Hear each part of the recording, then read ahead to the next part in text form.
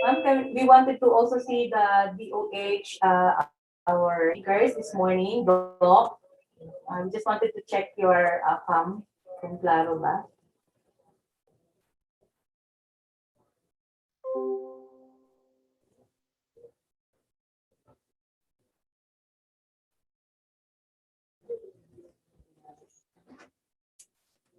Doc Chris.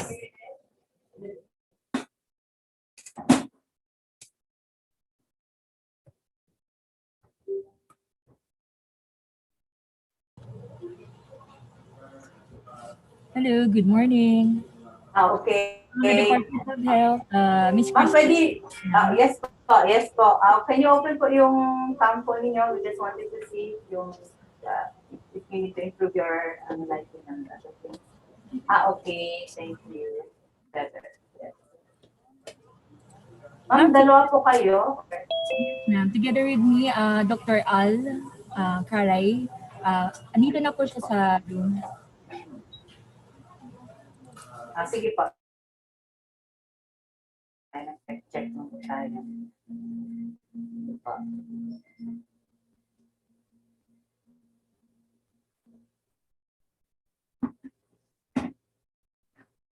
Thank you.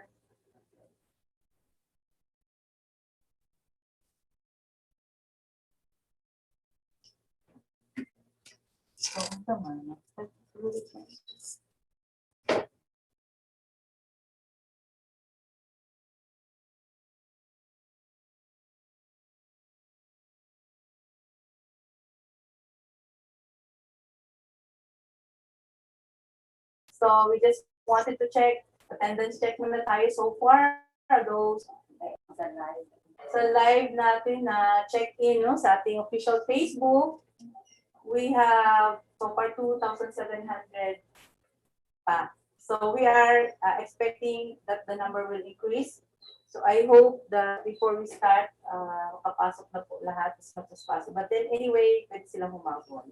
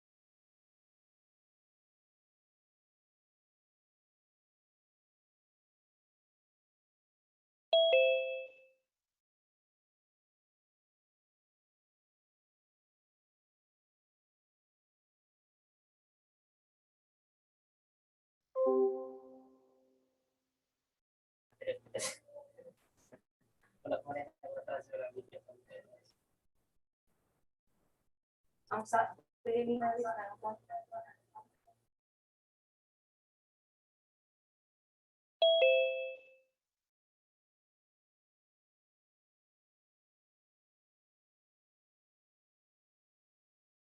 Start na ta. Morning, ma'am. We'll start Yo, 30 dahil seconds. nag-start na dahil. Yes, ma'am. Yes, ma'am. Di-prepare na itong presentation. In 30 seconds po, we will be starting our event. Kalimot ko ani. Vaccination.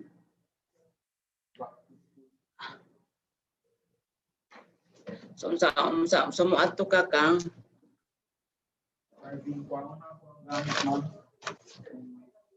ha?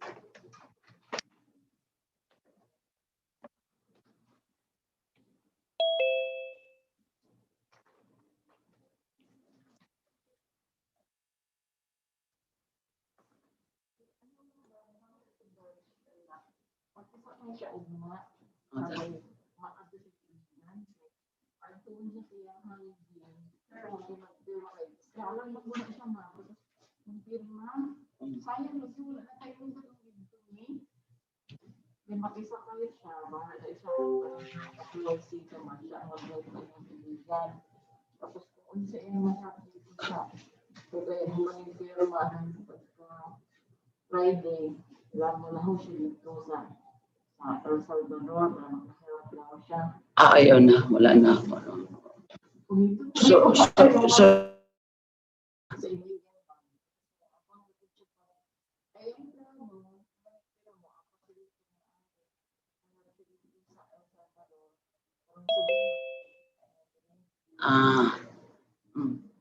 Mag-text na pa ko RDC. Okay. Okay naman ka siya sikit o lingkuranan kay pulo pa akong butang. Sumaglingkod siya na pa siya mga atong ano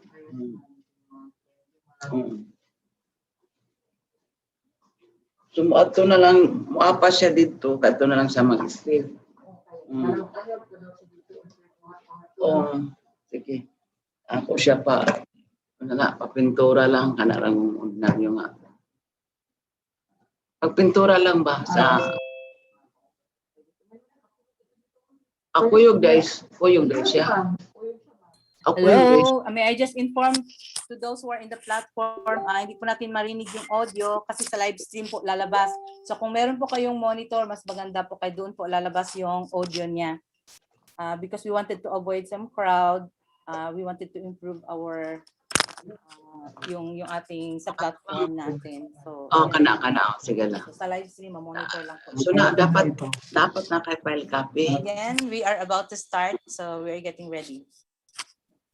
Sa si Antonio lang. Okay. Sige na. Kani. Hello everybody. Buenos dias a todos. Maayong buntag sa tanan. Assalamualaikum warahmatullahi wabarakatuh. I believe that we are all well represented this morning.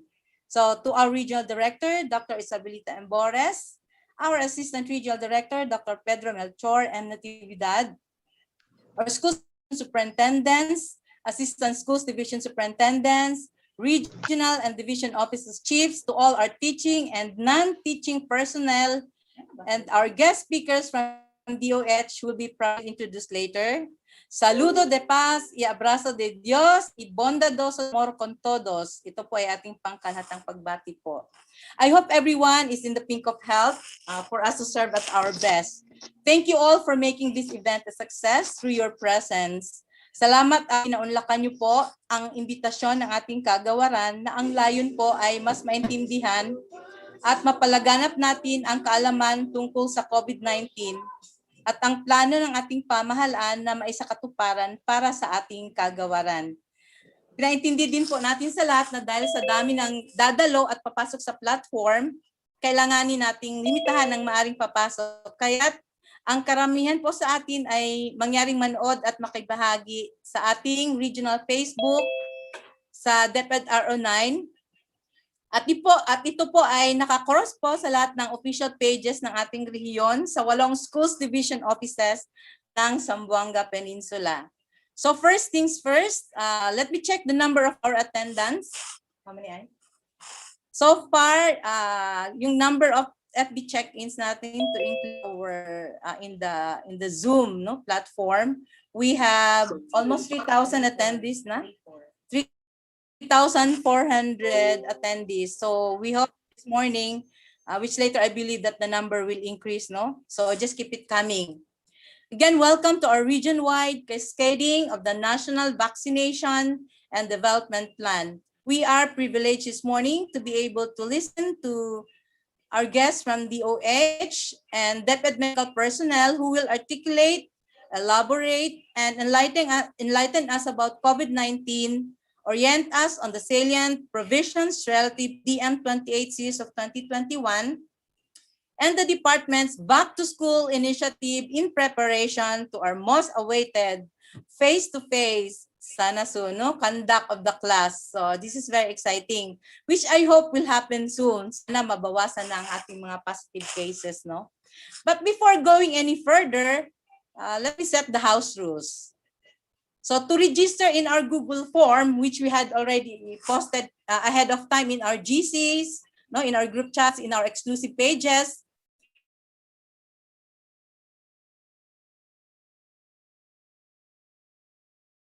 po na naipost sa ating mga pages. At the same time, if you are officially in the loop, that's the same email address or account that will be sending your certificate of participation. So just reminding you that we will also close the register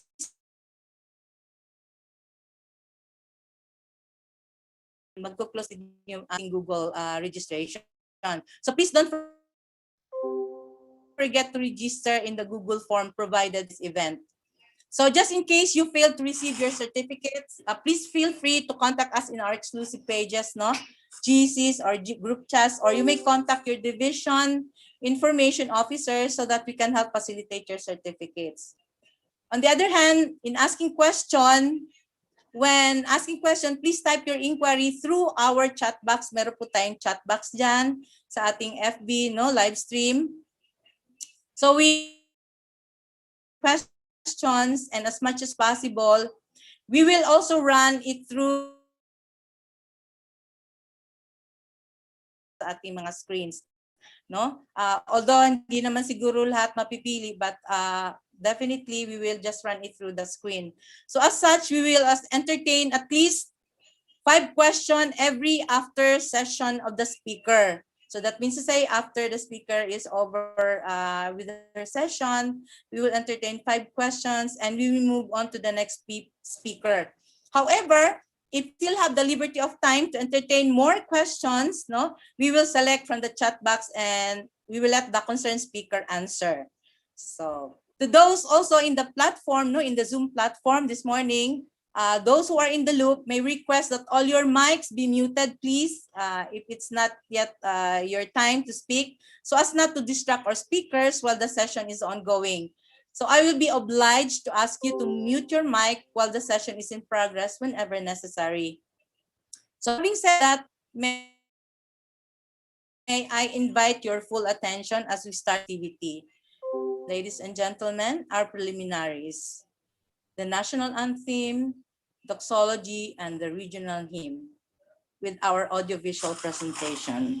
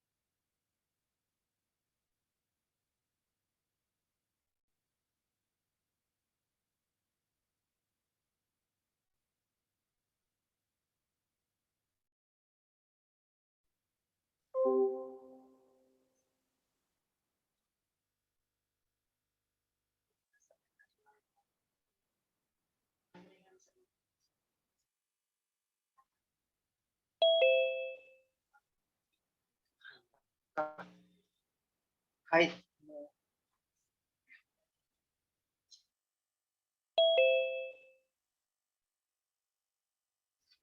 Okay, kung ano, may password man eh.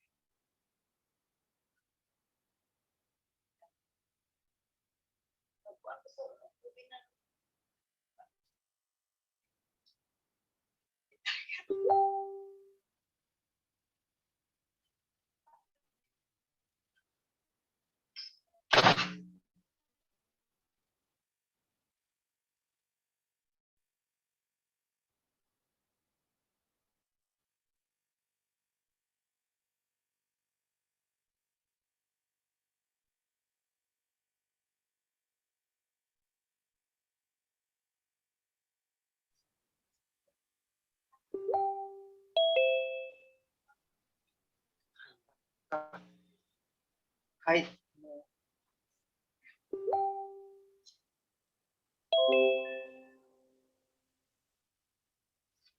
Bagay ko na may password ba na?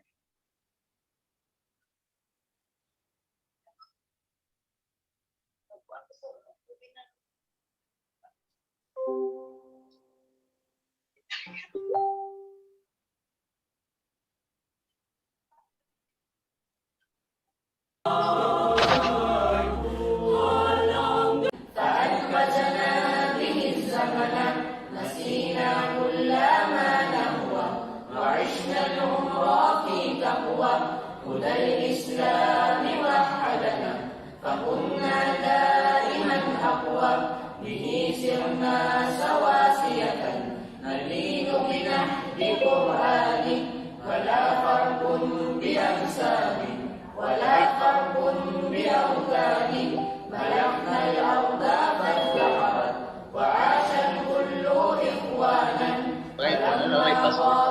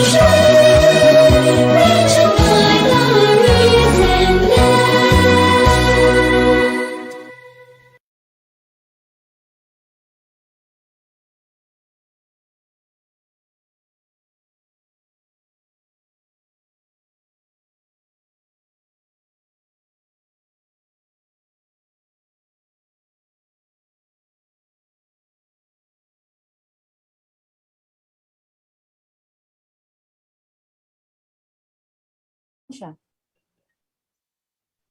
Naka-on to. Ha? Ano naman ito? Okay. Ladies and gentlemen, to give us the welcome remarks this morning, may we call Dr. Pedro Melchor M. Natividad, our Assistant Regional Director. Sir?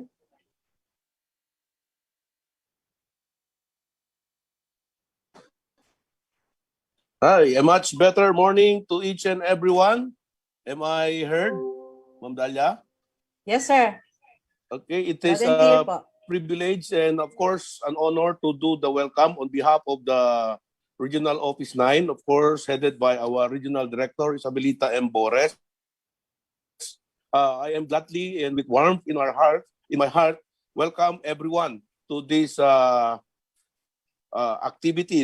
This is the national, what's that? Cascading, regional cascading of the national vaccination and deployment plan of the Department of Education. So on behalf of our regional director and the Regional Office 9 family, we also welcome to the platform Dr. Maria Corazon C. Dumlao, our Chief of the School Health Division under the Basic Bureau of Learning and Support System or Service.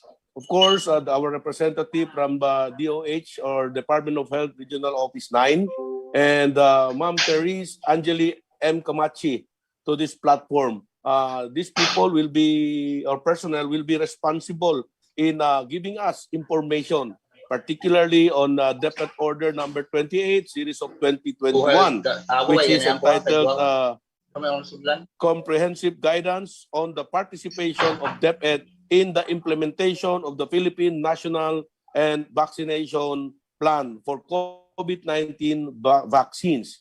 So indeed, teachers, educational officials in the DepEd will now be properly oriented and of course, considering the spread of information going around, all this will be put in right perspective, of course, by the information that will be given to us by the Department of Health, particularly in getting to know COVID-19 vaccines and in how to deal with the infodemics or, the information going around about the pandemic. So I think since we are the biggest organization in the Philippines, the Department of Education, indeed this is a welcome development for our personnel so that we can perhaps help in the advocacy, in the campaign, and in the dissemination of right information to the people. As educators ourselves, and we are representing the biggest and the bureaucracy, I think we are in the best position to disseminate right and true information to our people. So again, with warmth in our hearts, we welcome everyone to this regional cascading of the National Vaccination and Deployment Plan with high hopes and prayers that we will be able to contribute in addressing the solution to this pandemic. Thank you very much and God bless everyone. Muchísimas, Sir Pete, for your message. Now we move on to the statement of purpose, which will be given by our very own medical officer for Dr. Miriam A. Indin. Doc?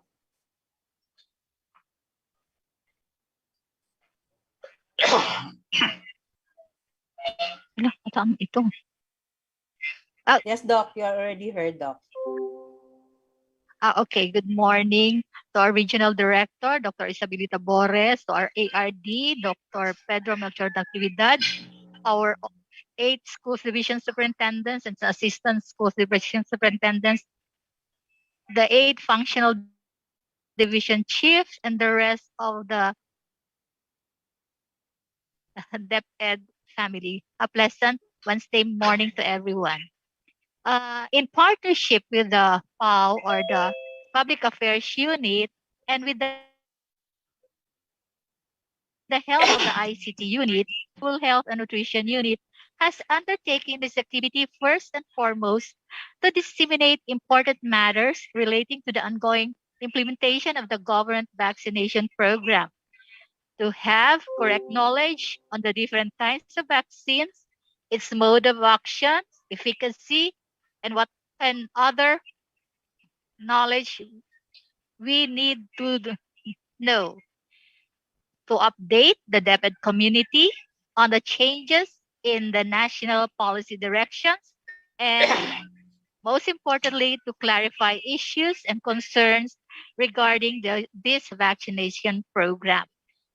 And hopefully, after this, maliwanagan po tayong lahat. And for those who are still dilly-dallying on their decision to vaccinate, this will help them. Thank you and a good morning to all. Salamat, Doc and Dean. Now we'll go to the Okay. acknowledgement of the participants by our very own ESSD Chief Sheila Rose B. Akyag. Ma'am. Maayong buntag, magandang umaga, buenos dias, good morning everyone, a much better morning everyone. To our facilitators and our speakers, may I present you the participants of this morning's convergence. I'd like to acknowledge our Regional Director, Dr. Isabelita M. Bores, CESO 3, ma'am, our Assistant Regional Director, Dr. Pedro Melchor M. Natividad, our functional division chief, starting from the chief of the CLMD, Dr. Eugenia B. Pinales, the chief of the finance division, Elizabeth B. Tatel, the chief of the administrative division, Dr. Marietta R. Anhao, the chief of the FTAD, Dr. Ruel A. Saldua, the chief of the QUAAD, Dr. Lukman L. Manila, the OIC chief of HRDD, Dr. Matranilio Singson, the OIC chief of PPRD, Dr. Phil Mabi Catalan, and I'd like also to present to you the Extra Smile, Extra Service team, headed by Dr. Felix Romy A. Triambolo, CESO 6, Dr. Oliver Talao of the Pitan City Division. You're covering the camera. I'm sorry, sir. Yeah. I'd like also to present to you Dipolog City, one Dipolog, headed by SDS Virgilio P. Batan Jr., CESO 6, ASDS Lorma B. Pukulan, CESO 6. And let me present to you the group, the team who offers Extra Smile, Extra Satisfying, Extra Mile public service, headed by SDS Dr. Julieto H. Fernandez, CESO 6, and ASDS Dr. Maria Laarni Villanueva. For Pagadian City, Ascenso Pagadian, headed by SDS Dani B. Cordova, CESO 6, ASDS Maria Colin Emoricha, CESE. For Zamboanga City, Adelante Zamboanga, let me acknowledge SDS Roy Tubalia, CESO 6, ASDS Dr. J. Monte Alto, CESO 6. For Zamboanga del Norte, Abante sa Norte, under the helm of SDS Maria Liza R. Tabilon, CESO 6, ASDS Judith Romagera, CESE, ASDS Dr. Maria Jodeline Ramos. For Sure sa Sur, headed by SDS Maharani M. Jacinto, CESO 6, ASDS Dr. Raymond Salvador, CESE, ASDS Dr. Romeo M. Daligdi. For Sibugay, check for service and service and success, headed by SDS Dr. Jeneline A. Aliman, CESO 6, ASDS Dr. Aurelio A. Santisas. Ladies and gentlemen, presenting to you the participants of this morning's convergence, the regional cascading of the National Vaccination and Deployment Plan. Thank you and good morning once again. Thank you very much, Ma'am Shi. Now, to inspire us with her message and to give us a clear direction, especially to the initiatives that the DepEd RNI will showcase this morning, may we call our regional director, Director Beth Boris. Ma'am Beth. Thank you, Dr. Dalia. And may I ask Anton to do some preliminary viewing of some of the actual footages of the vaccinations that we have. Buenos dias a todos. To the Chief of ESSD, who is spearheading this in coordination also with our Chief Public Information Officer, our Chief of the Public Affairs Unit, Dr. Dalia Paragas, and the staff, to all our division superintendents, schools, assistant schools division superintendents, especially the medical and health personnel of the divisions. Can I have Antonio now? Are you ready, Ton? Yes, ma'am.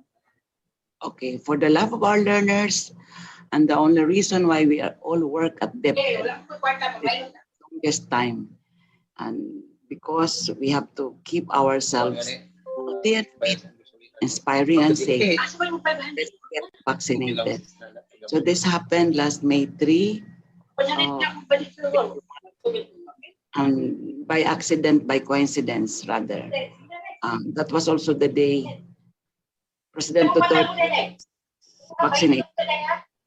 And locally, that was also the day that the Miracle has his vaccination. So we were all on the same date, that's May 3. And that was the first dose that I had, being a senior citizen. And then the second was last June 1 also for the second dose. In other words, I already graduated with the vaccination program. And happy that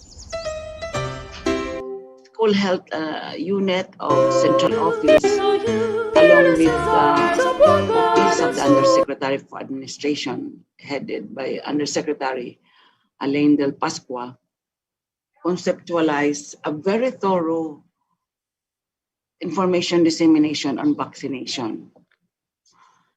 And so we are now guided with a lot of advisories and even memoranda, and the latest of which is all of us division offices should now have the master list on the permanent to the job orders or contractual employees. And that array of the names of personnel will be submitted to the Department of Health or the local IATF or whoever has been tasked by the LGU to install the complete master listing. But expectedly, we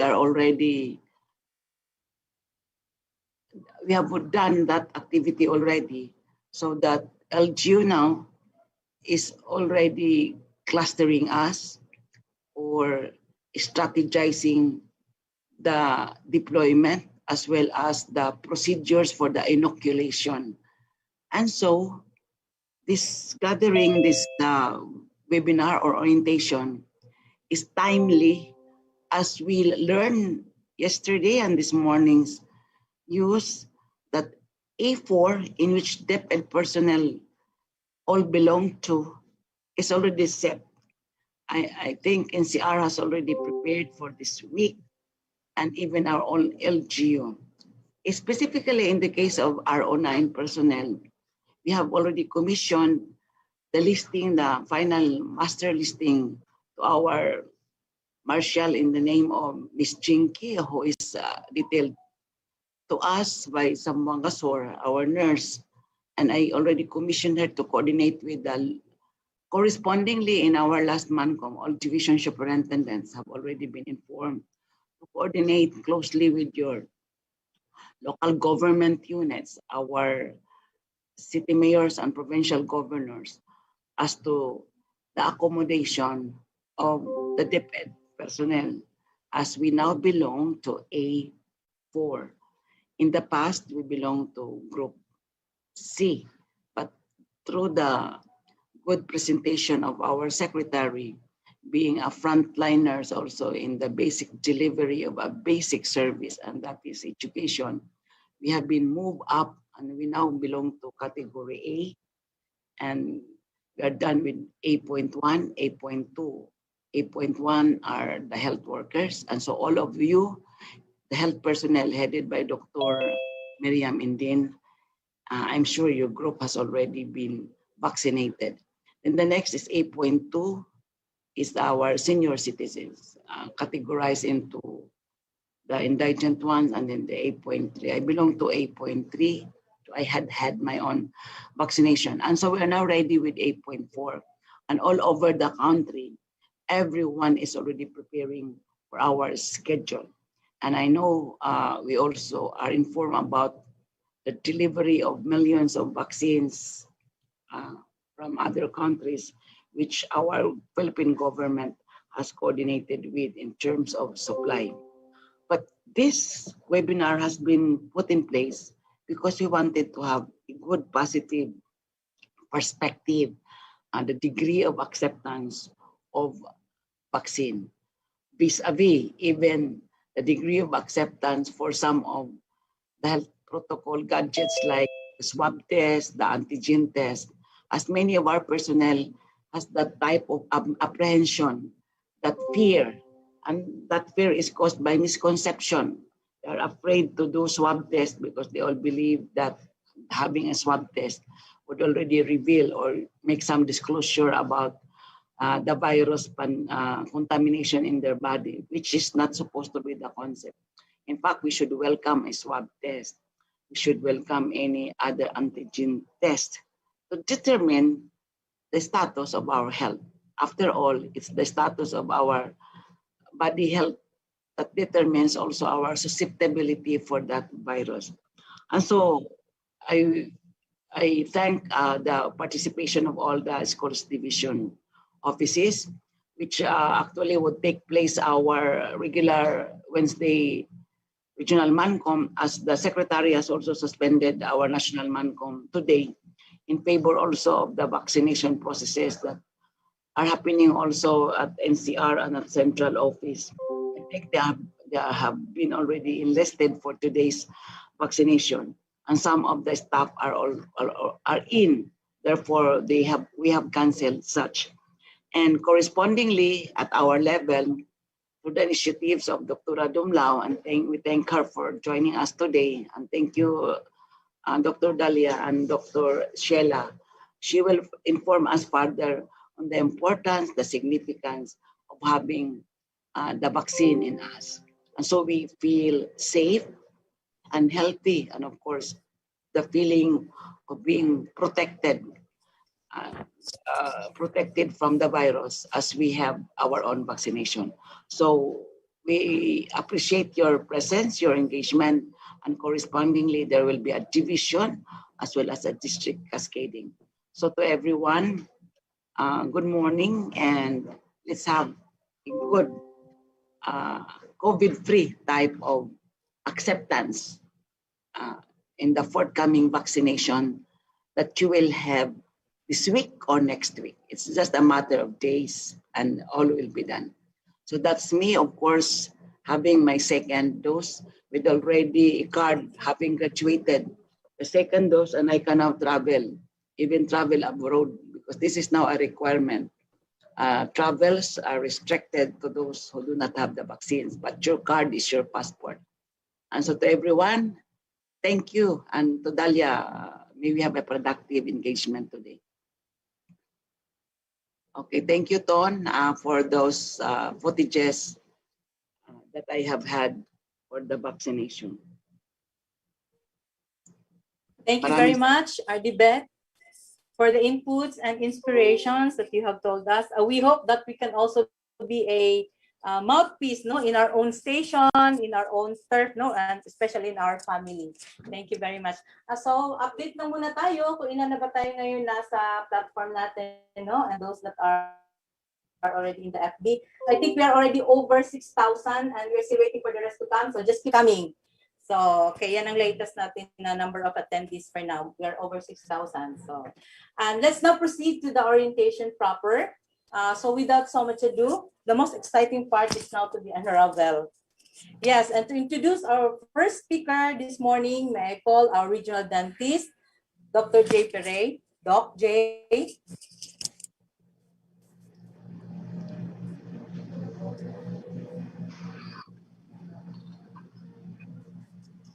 Good morning, Region 9.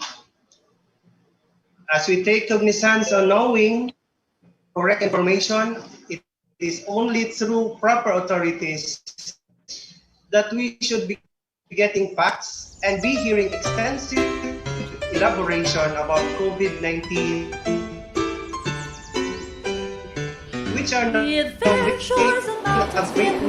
now available and being made part of the. It is both an honor and privilege for me to formally introduce our resource speakers coming from the Department of Health Center for Health Development 9.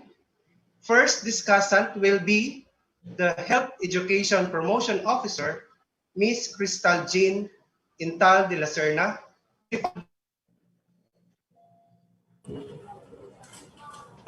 by the head of the demand generation.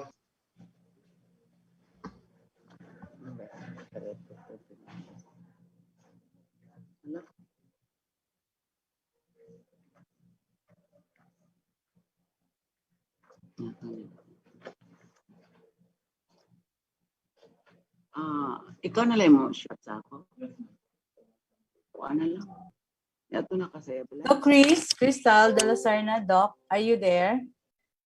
Early on, nag-usap na kami, so she is out, of course, in the platform. Hello, Ma'am Dalia. Okay, thank you, Doc. Please take it away. Go ahead. Hello, Ma'am Dalia. I'm Crystal Jean de la Serna po, Health Education Promotion Officer. Magandang umaga po sa lahat, especially sa mga nanonood po ngayon sa ating Facebook page ng Department of Education Regional Office 9. So I think ang dami nating mga followers ngayon, viewers po.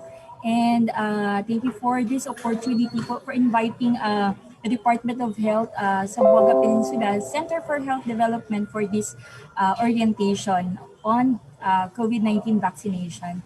So before I start, let me give a short background of the COVID-19, yung pandemic natin. So on January 30, the World Health Organization declared COVID-19 as a public health emergency of international concern. It is a disease caused by a novel severe acute respiratory syndrome or coronavirus 2 or SARS-CoV-2.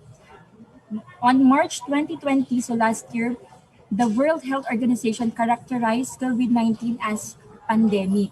So kung mapapansin niyo po, more than a year na po tayo nasa pandemya. So ano na po yung mga responses natin on COVID-19? Marami na po tayong mga ginawa. And ngayon po, we are on the road po for the COVID-19 vaccination rollout.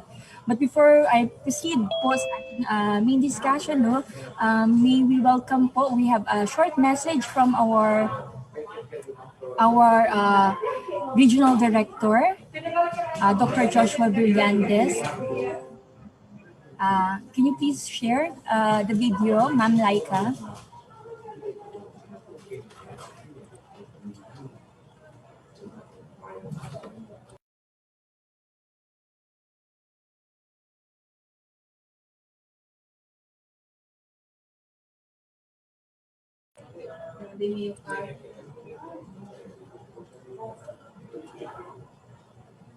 My thanks to Director Joss, Miss Crystal Jean.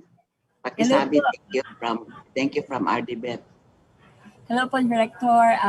Actually, we are glad po talaga, Director Boris, kasi we have seen earlier your testimonies po, and I think you are a champion for COVID-19 vaccination. And yung story nyo po, as mentioned ni Ma'am Dalia, gives an impact to everyone present today.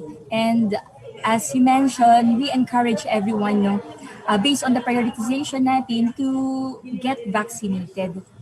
So while waiting po for the video, no, let us enlighten by our regional director, Dr. Joshua Brillante, for a short message.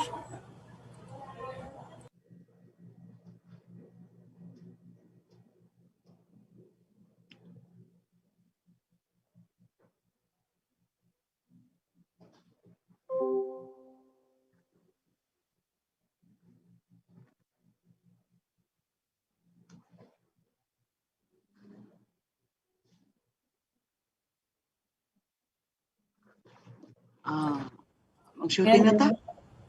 Ayan. I think may short technical. So while waiting po for the video of Dr. Joshua, may I request po sa ating mga participants na to answer the pre-survey po na kung makikita nyo po sa chat box. Ito po perception survey po, kung makikita po natin kung willing na po ba tayong magpabakuna, and kung hindi pa tayo ready, ano po yung mga reasons behind that. So, yan.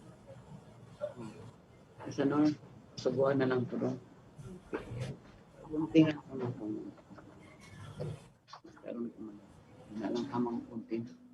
Hindi kanip doon kaday. Kuntingan yung program. Sunod sa doon. Pero do not cut this exactly. Kanila ako yan.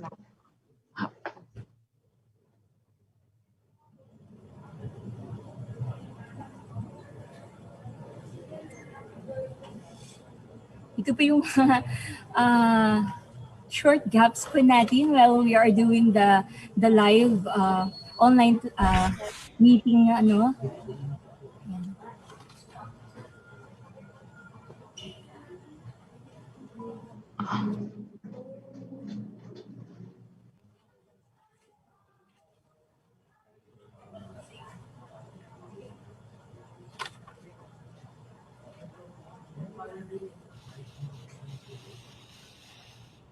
Good day, maayong adlaw sa tanan. With the arrival of vaccines in the Philippines in Region 9, we are one step closer to ending this pandemic. Our president said, no one is safe until everyone is safe. Hence, we have to work hand in hand by cooperating and obeying what the government requires.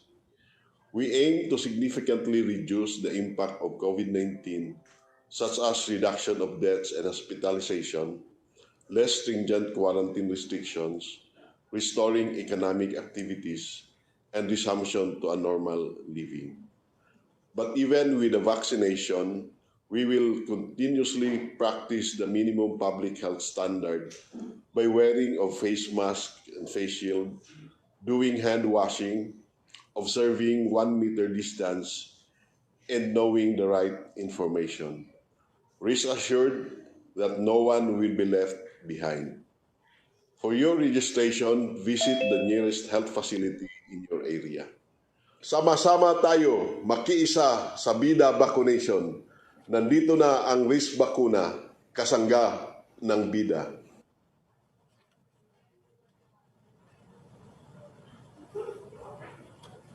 That's right po. Thank you so much, RD Joshua Brillante. Andito na nga po, we received COVID-19 vaccine in Region 9 last March, no? And rest back na po tayo sa vaccination. So in preparation po for the vaccine rollout of COVID-19 for A1 in our region, no? So papasok na po tayo for A4. We are done for A1, A2, and A3. Ngayon naman, we are preparing ourselves for A4, which is yung ating mga DepEd staff, mga teachers po under A4. So we need to understand the government approach on COVID-19 vaccination. Alam po naman namin na ang dami pong mga vaccine hesitancy. Kung mapapansin po natin na marami pa pong natatakot magpabakuna, and we heard negative publicity po sa news, sa TV, and even po sa social media. As as Director Natividad mentioned kanina po, no, this venue help us in the dissemination of right information. So tamang information lang po to the general public down to our community. And as Dr.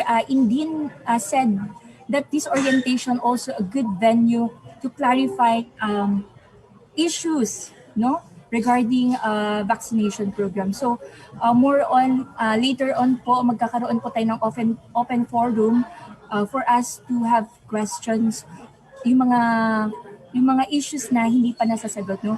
And we need to understand the importance of the vaccine, its benefits, given the emergency use of authorization ng EUA by the FDA for the safety and efficacy. So we need also here to understand the prioritization framework. So kaya bakit po meron po A1, A2, A3, then so on po. This is based on the prioritization framework. So yung flow po ng presentation po namin ngayon, we will have a short video presentation of 10 must-knows, explainer video po on how vaccine works, and I will also present the status of vaccination po in Region 9. And andito rin po present si Dr. Almosaidi Caray for the open forum or the Q&A. So at this point po, may I request Ma'am Laika to share the short video presentation on 10 must-knows. Thank you.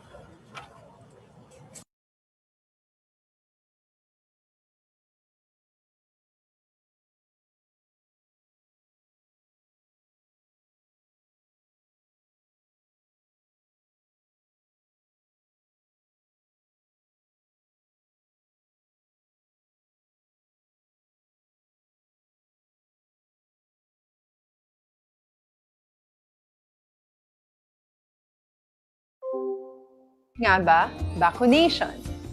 Ang pandemyang ito ay kumuha ng maraming buhay at patuloy pa nitong nilalagay sa peligro ang buhay ng nakakarami. Pinahina din nito ang ating ekonomiya at maraming Pilipino ang nawalan ng trabaho dahil dito. Sa pagkatuklas ng bakuna laban sa COVID-19, nagkaroon tayo ng oportunidad na malabanan ang pandemyang ito. Sa tulong ng mga bakuna, ay may iwasan natin ang sintomas ng impeksyon at posibleng maiwasan din ang malalang impeksyon at matigilan ang pagkalat nito.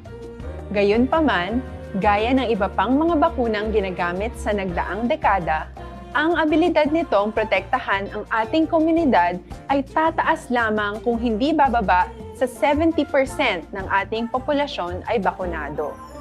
Halimbawa, kung ang iyong barangay ay mayroong 100,000 katao, hindi dapat bumaba sa 70,000 ang dapat mabakunahan upang matiyak na proteksyon ang buong komunidad.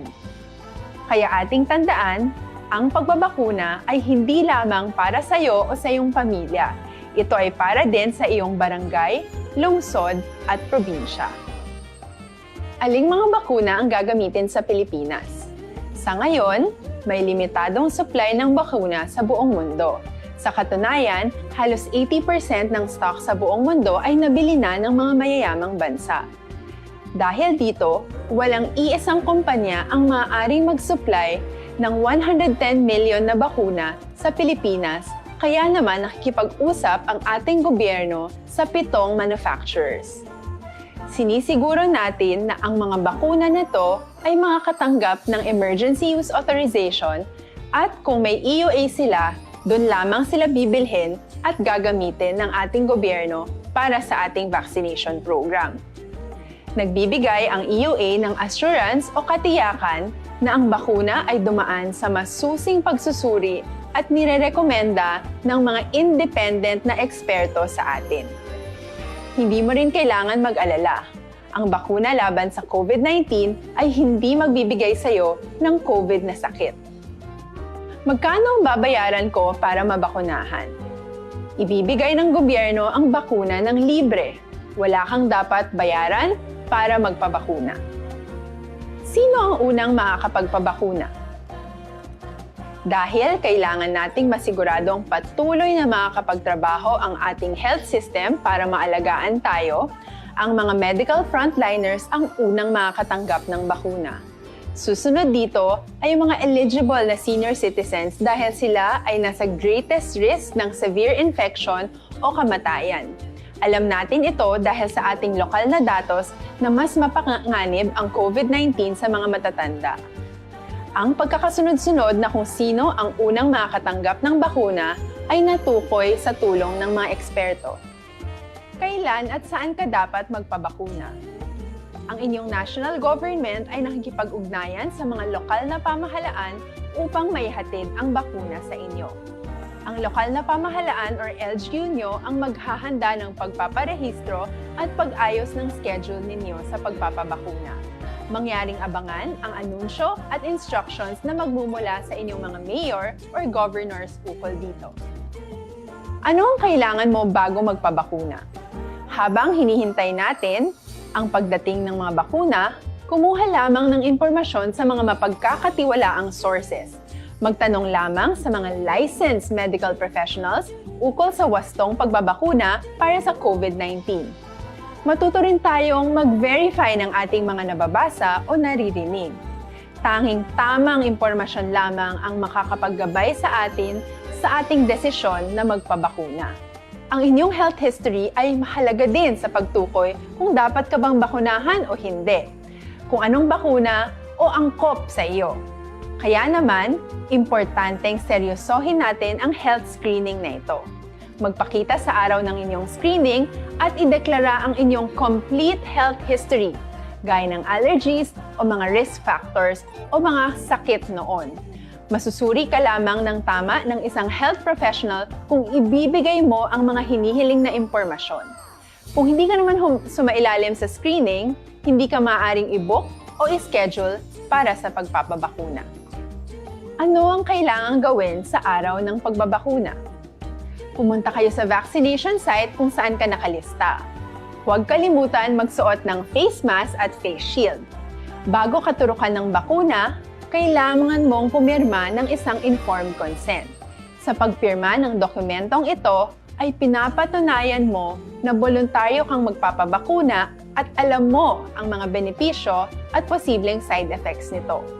Huwag din kalimutan ang mga minimum public health standards habang nasa vaccination site. Katulad lamang ng pag-maintain ng 1 metrong layo sa iba at pagsasanitize ng inyong kamay habang naghihintay. Pagkatapos mong mabakunahan, ay makakatanggap ka ng isang vaccination card at malilista dito kung kailan ka nabakunahan at kung kailan ang iyong susunod na appointment.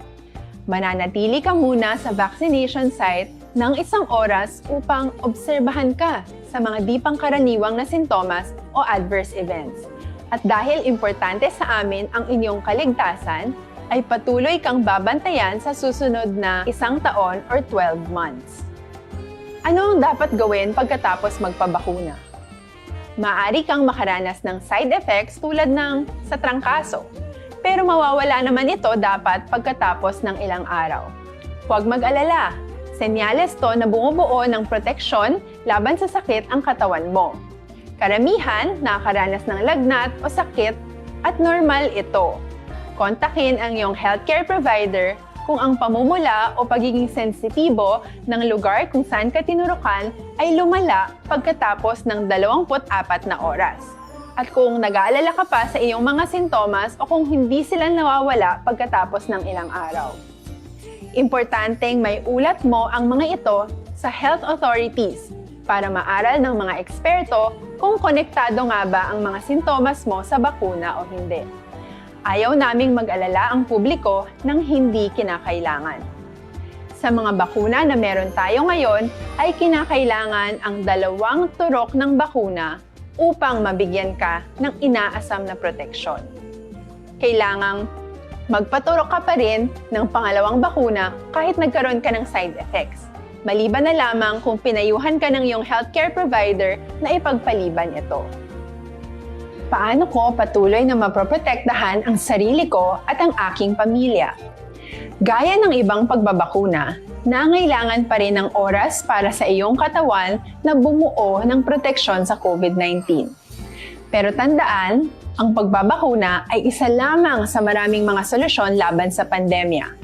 kailangan pa rin natin magpatuloy sa pagsuot ng mga face mask, pagsunod sa 1 meter physical distancing, pag-iwas sa mga kumpulan, at madalas na paghugas ng kamay upang maprotektahan ang inyong sarili at ang inyong pamilya.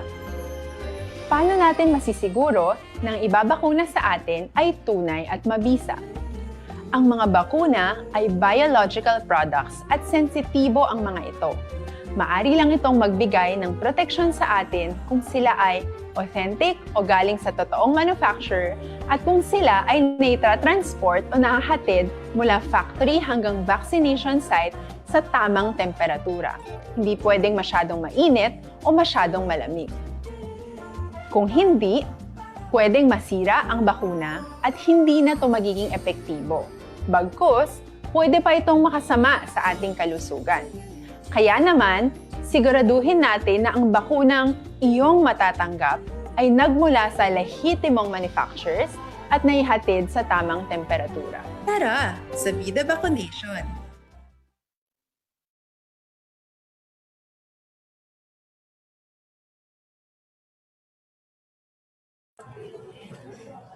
So yun po ang ating 10 must knows. Ngayon naman po i-share natin yung video on how the vaccine works, no? As na-mention po sa video kanina that ang ating mga bakuna po ay libre, no? Hindi po ito nabebenta po sa merkado. And it is given emergency use authorization from our FDA. Kaya po effective and safe po ang ating bakuna. So again, may request po Ma'am Laika to share po para mas maintindihan po natin ang bakuna.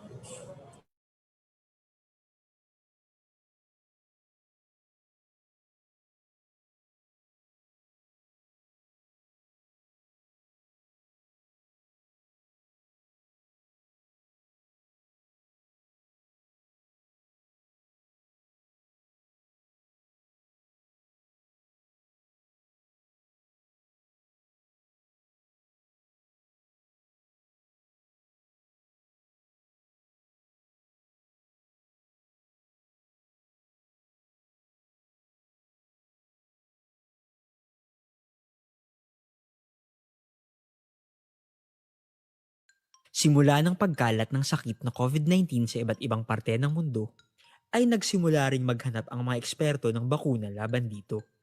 Sa ngayon, nagtulungan ng pamahalaan at mga kumpanya mula sa iba't ibang bansa at ginawang prioridad ang paggawa ng bakuna.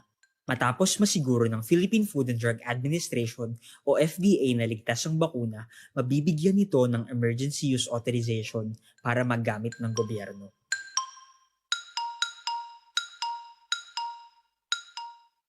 Ang bakuna ay gawa sa hindi na aktibo o inactivated, pinahina o weakened, o mga pinatay na kopya ng buo o piling parte ng pathogen. Mahalagang maunawaan na ang mga katangian nito ay iba sa orihinal na virus at hindi ito nagdudulot ng sakit. Ang pathogen na sanhi ng sakit ay maaaring isang bacteria, virus, o iba pang microorganismo. Kapag naibigay ang vaccine sa katawan, ay naguhudyat ito ng isang natural immune response kung saan gumagawa ng antibodies ang katawan sa paraan ng pagkuha ng mga piling parte ng microorganismo at pagproseso nito para hindi na siya nakakahawa. Ginagaya ng isang bakuna ang mga pathogen na nakadudulot ng sakit upang ma-stimulate ang natural immune response ng katawan.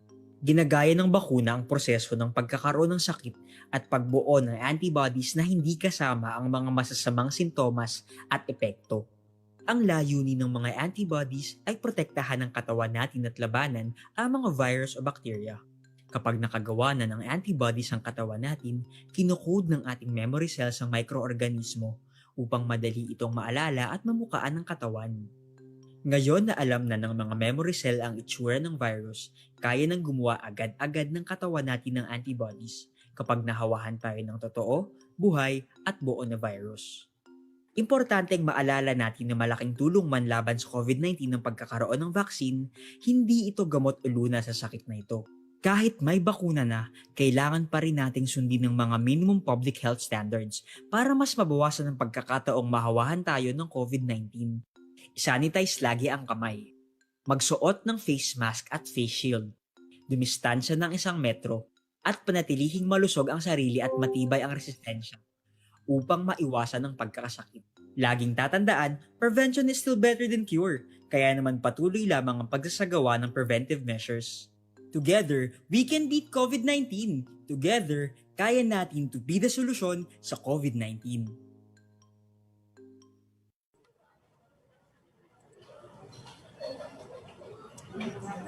And yan po yung video po natin on how vaccine works, no?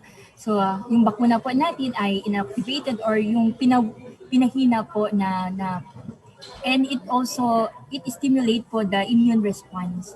So ngayon po may I request Ma'am Laika to share my presentation as to ipapakita ko po yung status po natin COVID-19 vaccination po sa Region 9. Next slide please. So ito po yung communication natin, no, on the COVID-19 vaccination. Communication campaign is Res Bakuna, kasangga po ng bida. Next slide. But before that, I will share first the national data natin on COVID-19. Yung cases natin sa COVID-19. No, kung mapapansin nyo po, no, nasa 1 milyon na po ang ating total cases po ng COVID-19. So there are 59,337 active cases.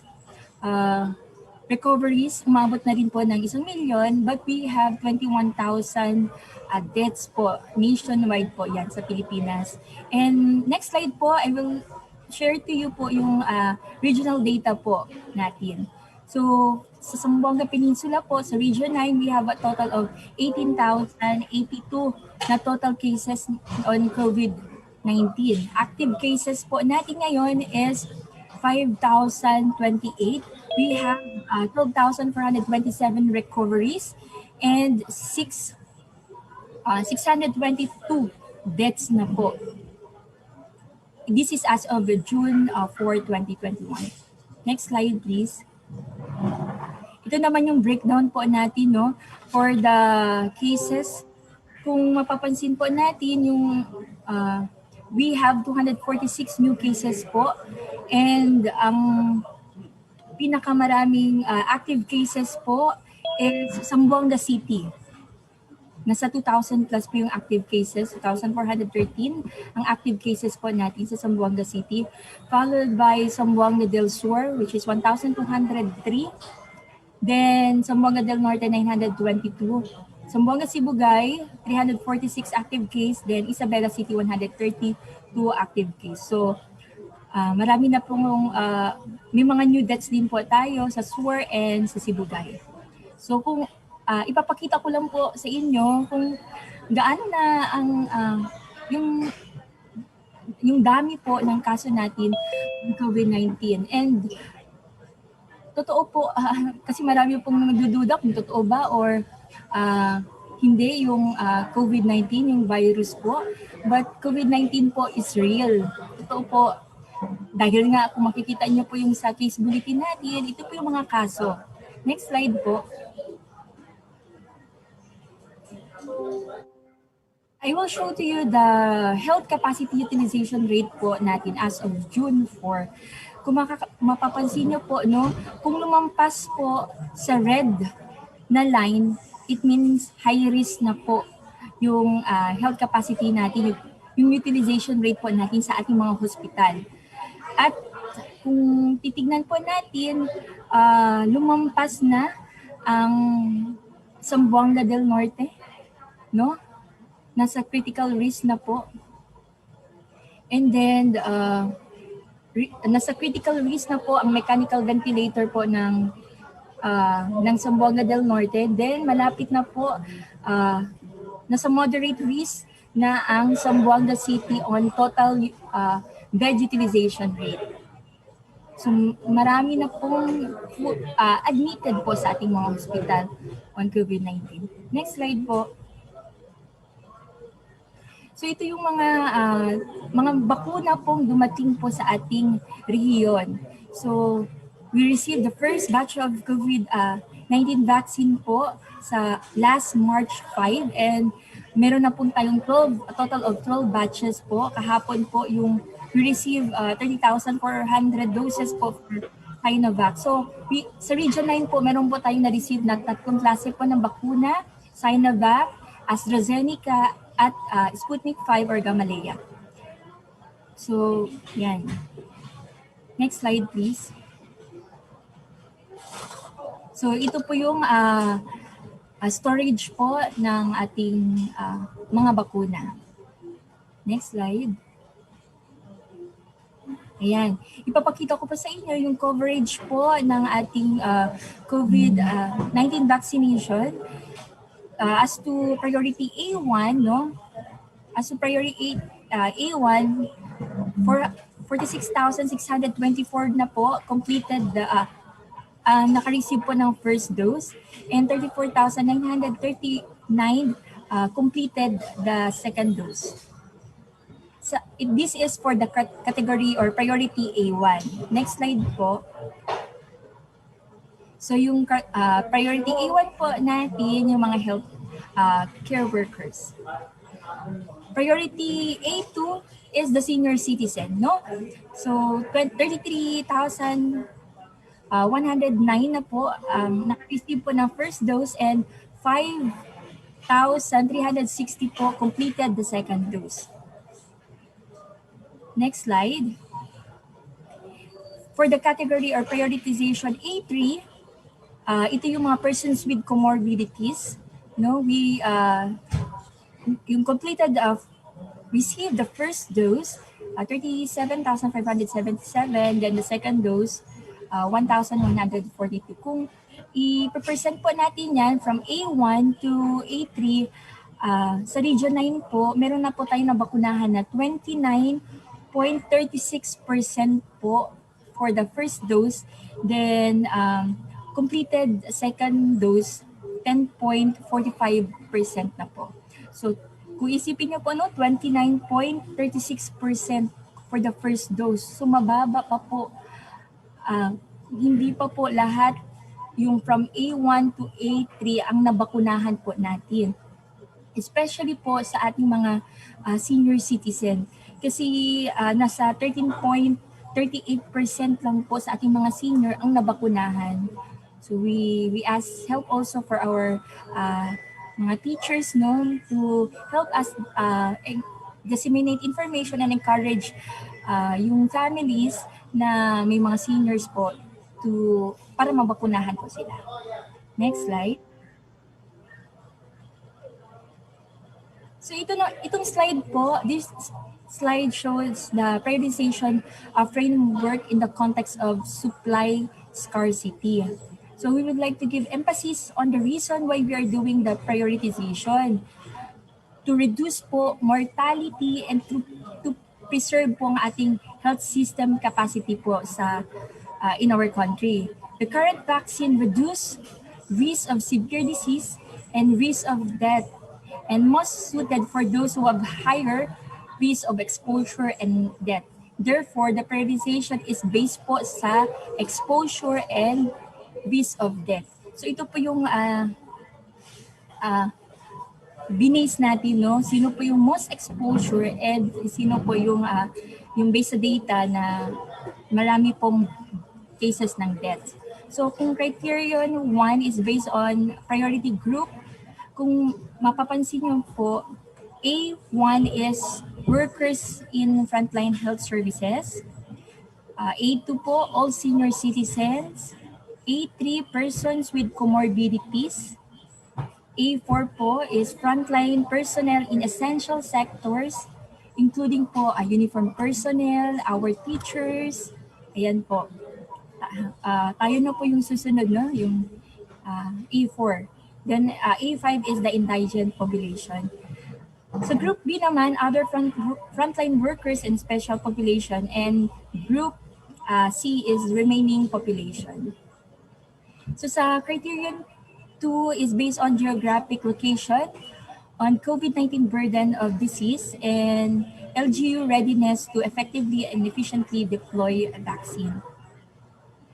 Ayan, yung criteria number 3 po shall be sub-prioritization based on the exposure and the mortality risk.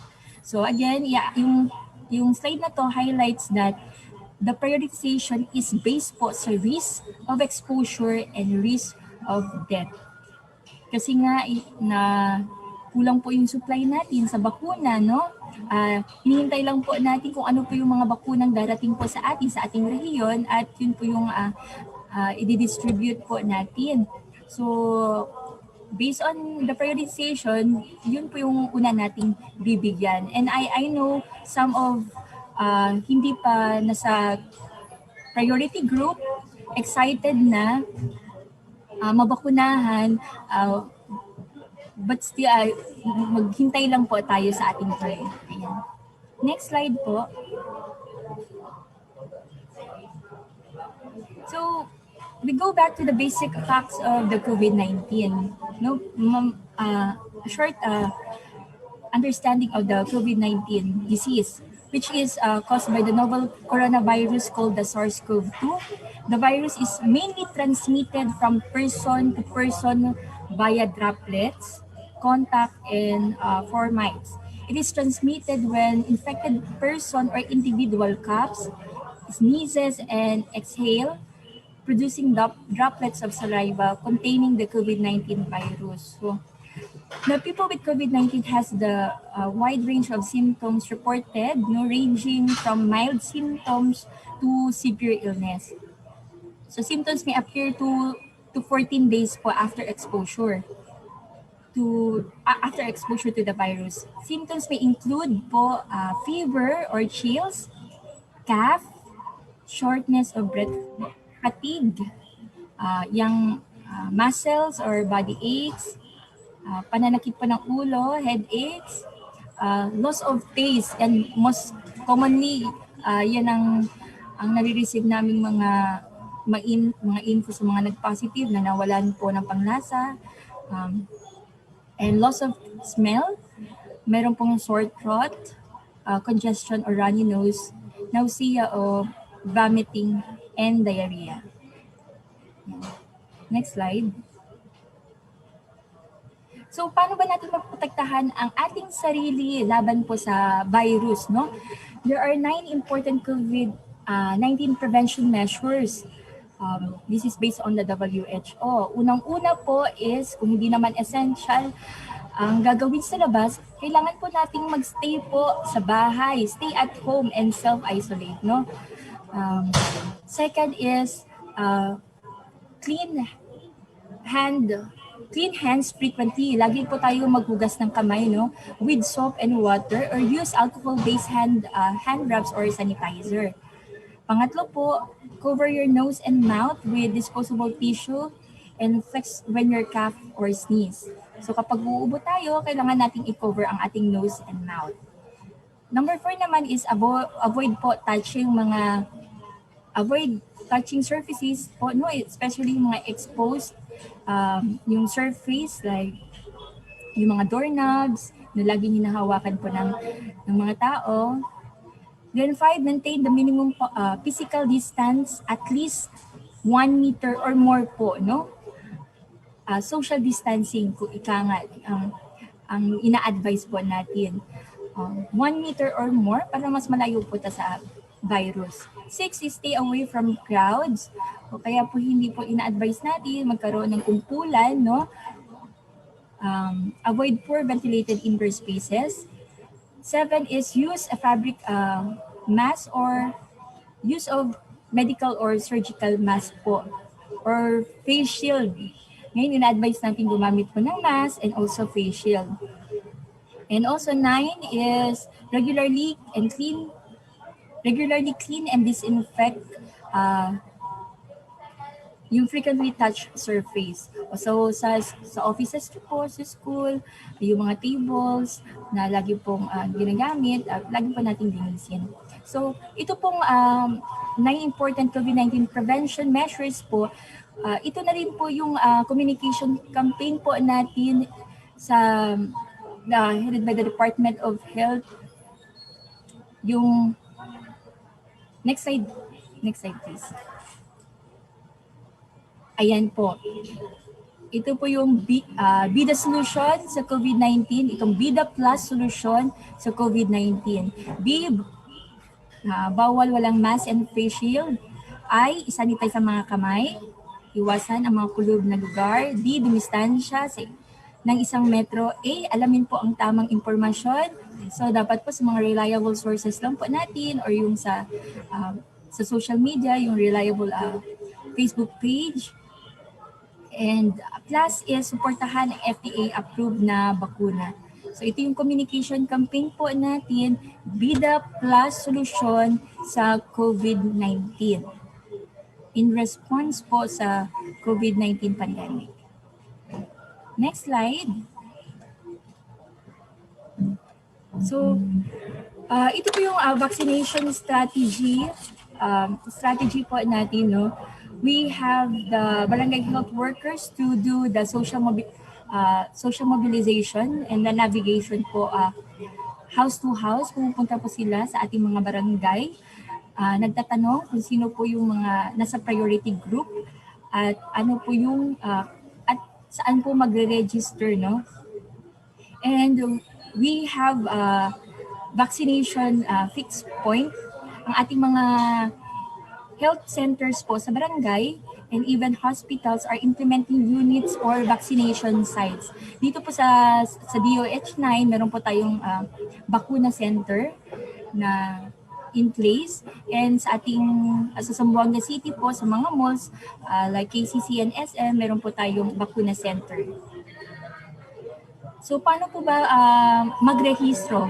Ilan po sa mga lokal na pamahalaan po natin nagpatayo po ng online platform para sa pagre-register, no? Katulad po ng Zamboanga City, meron po silang website, yung www.zamboangacovax.com, or pwede po tayong pumunta o magtanong sa ating mga barangay or barangay health workers and the BHERTS po regarding po sa registration ng pagbabakuna kung kayo na po sa priority group.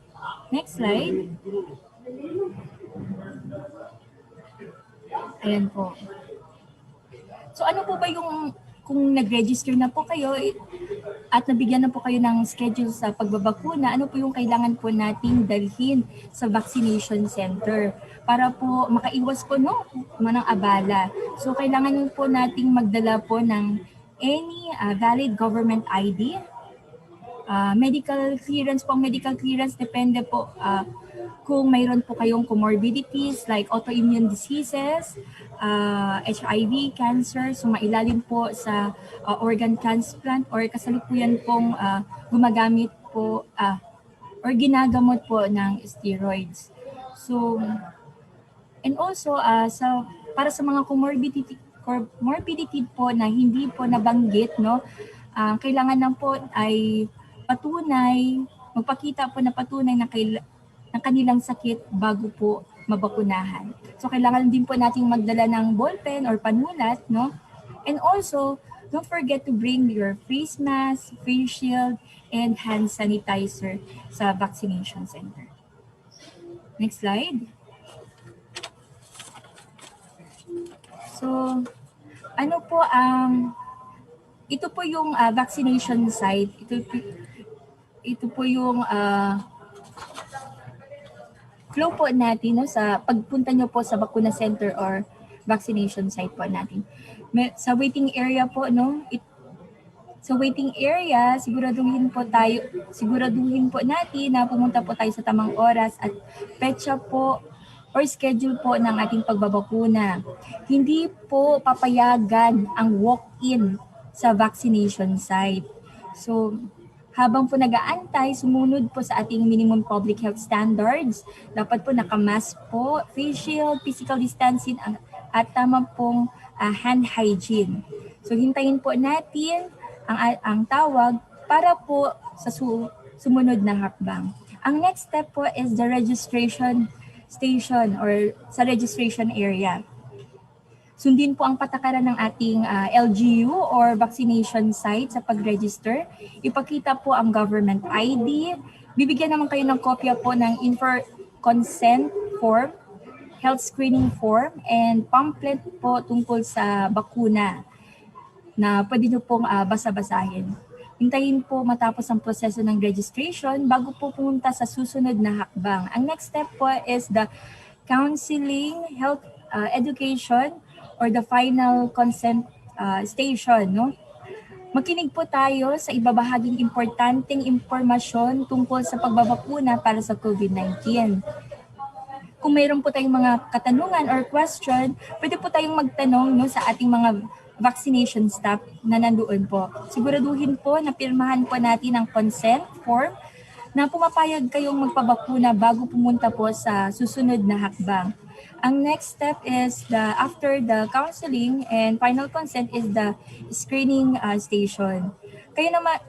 Kayo ay isa sa ilalim po dito sa health screening at tatanungin po tungkol sa inyong kalusugan. Tatanungin po about your history of exposure sa COVID-19, history of vaccination, mga gamot po na iniinom, kung meron po kayong mga allergies at iba pa po. Ito ay para makasiguro po kung angkop po sa inyo yung pagbabakuna sa kasalukuyan. After sa screening, next po is the vaccination administration na ito na po yung dito na tayo babakunahan, no? Kayo po ay babakunahan sa loob po ng 1 to 2 minutes po. Huwag kalimutan kunin ang ating vaccination card pagkatapos po makatanggap po ng bakuna. And the last po station is the post-vaccination monitoring station. Dito po, alinsunod po sa Department of Health na lahat po ng magpapabakuna po ay kailangan manatili sa pasilidad ng 15 minutes to 30 minutes po para po maobserbahan. Kailangan nyo po magstay ng 15 to 30 minutes po sa post-vaccination station. Bibigyan po kayo ng pangalan po ng health facility or hotline or contact number po kung saan po pwedeng pumunta at kinakailangan sumangguni dahil po sa mga side effects ng bakuna. So sa last po, no, yung post-vaccination. At meron pong mga medical officers and nurses naman nakaantabay po sa expected na side effects. Next slide po. So yun po yung flow po ng sa vaccination site, no. Ngayon naman po ipapakita ko sa inyo yung mga yung mga COVID vaccine po, no, as of April 13. We have Pfizer, BioNTech, AstraZeneca, Sinovac, Gamaleya, Sputnik 5, Janssen, BioNTech, Moderna, and Novavax. Ang nabigyan po ng FDA ng EUA approval ay yung Pfizer, Oxford, AstraZeneca, Sinovac, Gamaleya, Janssen, and BioNTech. Kung yung na-mention ko po kanina, ang na-receive po natin is AstraZeneca, Sinovac, and Gamaleya. So regarding po sa mga doses, no, AstraZeneca have 2 doses, 4 to 12 weeks po apart. Then Sinovac also have 2 doses po, 28 days apart. Then yung Gamaleya po have also 2 doses, 3 weeks po apart. In terms naman sa vaccine efficacy po, no, based on the clinical trial, phase 3, ang AstraZeneca po have 70.4% against symptomatic COVID-19. So 100% po against severe COVID-19. Then sa CoronaVac naman po or the Sinovac, meron pong 65 to 91% po na efficacy. Then yung Gamaleya po have 91.6% against po symptomatic COVID-19, then 100% against moderate or severe cases. So as ito po pinapakita ko lang po yung mga bakuna natin, but as our Secretary of Health mentioned po that the vaccine confidence po natin should not come from the brand.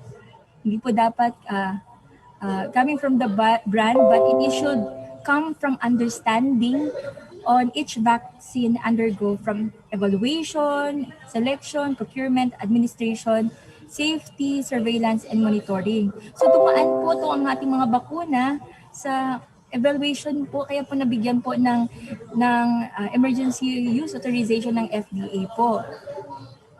And the best vaccine po is what is readily available, kung ano po yung available ngayon. So we encourage everyone to take the earliest opportunity to get vaccinated. And COVID-19 vaccine gives additional protection against COVID-19 to prevent hospitalization and death. Maliban po sa bakuna, mayroon pa po tayong other mga preventive measures, yung mga yung BIDA plus solution po natin, paggamit ng mask, face shield, paghugas po ng kamay or hands sanitize, dumistansya po or social distancing. So marami pa tayong mga preventive measures. And next slide please.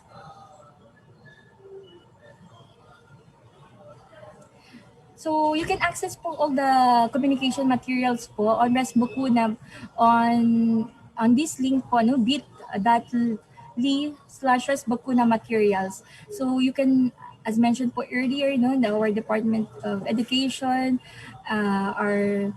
and our teachers po, kayo po yung mag-spread ng correct information sa ating mga estudyante down to sa family po, no, and you can get this communication materials, the frequently asked questions to this link. Ayan. Next slide, please. And you can also visit our Facebook page, DOH Zamboanga Peninsula CHD. Ayan po yung page po namin. Follow us, like and share po yung sa mga posts po natin. No? Ayan. Next. Ito po yung mga documented photos po natin on the vaccination. Isa po dyan, ito pong nasa right side ng photo, ang ating director ng FDA, si Director Annette Tan. Next slide, please. Ito po, next slide. So, mga documentation around Region 9. Next slide, yan. Papakita ko lang po. Next slide, yan. So, that will be all for the my presentation. At this point po, no, we are ready for open forum. Andito po ang ating medical officer, the head of the demand generation and communication po, Dr. Almosaidi Karay, to accept questions, clarifications regarding po the vaccination and vaccination. Thank you. Thank you. Back to you, Ma'am Dalia. Okay, thank you very much. Thank you. Thank you. Thank you, Miss Jane. Yes, yes, ma'am, go ahead, ma'am. Miss Cristal. Hello. Yes po, Director. Okay, thank you sa info and video clips. Pwede isali mo na rin yung aking vaccination. Excite nga ako. IPPM sana kita. Kasi parang kanina nakita ko yung testimonies wherein na ang next kasi category natin is A4 sa inyo po, sa mga sa DepEd, sa teachers. So pwede po kayong maging champion. So IPPM ko lang po kayo. Buti po kayo na diretso. Si Anton pakibigay para to help also our teachers assuage their apprehension or fear. Pwede yung first at second dose, meaning bumalik talaga ako for the second dose. Thank you so much. Anton, i-email mo na lang kay Miss Cristal. Thank you po. Pero kayo, Miss Cristal, if I may ask, tapos na po kayo sa DOH. Ikaw, for example. Yung sa A4 po kami, Director. A4 ka rin. Pero yung sa A1, Akala ko A1 ka. Yung exposure po, yung merong exposure directly sa COVID patient. Yun po, yung some of us na nagmo-monitoring, yun po yung nabakunahan na. But andito po yung sa office, some of us hindi pa po kasi nasa A4 po na category. Kaya maghintay muna kami, Director. Yun, that's part of my question. Akala ko lahat ng DOH, A1. Kasi frontliner din yung agency ninyo. So you are also categorized sa agency ninyo. Yung direct, A1. Pero yung Excited nga po kami pero based nga sa prioritization, hindi po pwede. Kahit nasa DOH po kami, we need to wait. Pero yung mga direct po na sa expose, especially sa ating mga patient, sa client, yun po, nabakunahan na po. Sige, thank you. Okay, thank you very much, Ma'am Crystal. Kasi si Ma'am RD po, Ma'am RD Bet, officially siya po ang aming, kumbaga, sa ano natin siya, yung sa info card namin, officially as our champion, no? Lalo na sa DepEd Region 9. We are also urging other officials because we have posted in our FB page na yung ating ibang mga medical officers siguro dahil nabakunahan na sila, that we can also, there is a template that we posted, no? Lalo na sa back to school campaign namin that they can also use the template. And thank you very much, Ma'am Crystal. I believe that yung input po namin na naging sa inyo ay sobrang siksik-liglig at umaapaw, no? Yung sa mga inputs natin from the DOH. So, naway ma-internalize natin nito at ma-implement at maggawa para sa ating mga sarili, pamilya, at syempre naman sa ating komunidad. So, by this time, we would like to entertain muna 2 questions and then we'll just entertain other questions siguro before we wrap up. So, on screen, Ma'am Crystal, I think you need to answer questions now coming from our audience. So, it will be run through, makita po natin sa ating screen.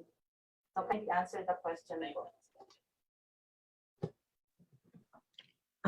Hello, Ma'am Dal. Ako hindi question. Okay. Share lang. sige Vaccinated po. na rin ako, first dose. Ayun lang, share ko. Yes, ma'am. Okay pa naman ako Yes, hanggang may ngayon. template.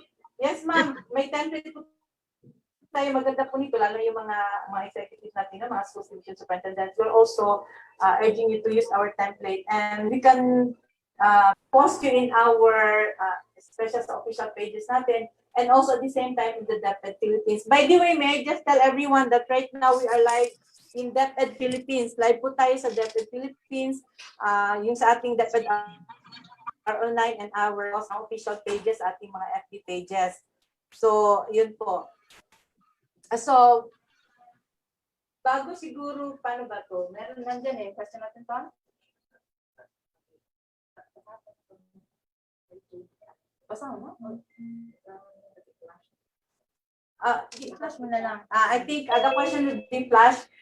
Additional ano lang to, input sa atin ngayon or update. So, aside from the live DepEd Philippines natin on screen, live stream tayo. So far, ang number of attendees natin, update natin, we are 10,000. Registered 11,000 plus yung sa platform natin. So more or less, we are 11,500 more or less. No? Kasi sa platform, hindi ko ma-determine kung ilan tayo dito. But we are more than 11,000, roughly 11,500. So, yan, thank you for your Ma'am Crystal, kindly answer this question po.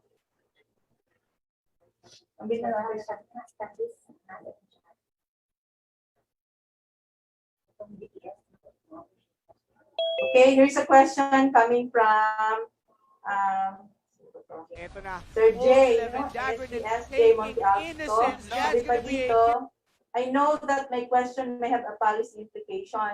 The third level officials and other RO officials would travel from now and then from residence to the station. One of the requirements of the LGU is the negative RT-PCR test result.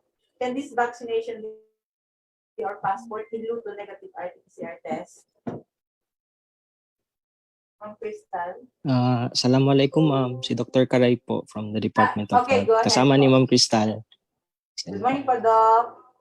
Good morning. Would you like to answer the question? So actually po, same sentiments po with us, no? Kasi we go around din. And we are also required RT-PCR pag pumapasok kami ng provinces. Especially po, pag pumasok ka ng province, then balik ka ng Zamboanga, you are required to do RT-PCR. And siguro po, pag na-reach natin ang herd immunity, pwede na natin gamitin ang ating vaccination cards as passport para makapasok and travel around. Pero for now po, na parang 4% pa lang yung ating vaccinated, medyo hindi pa siya safe.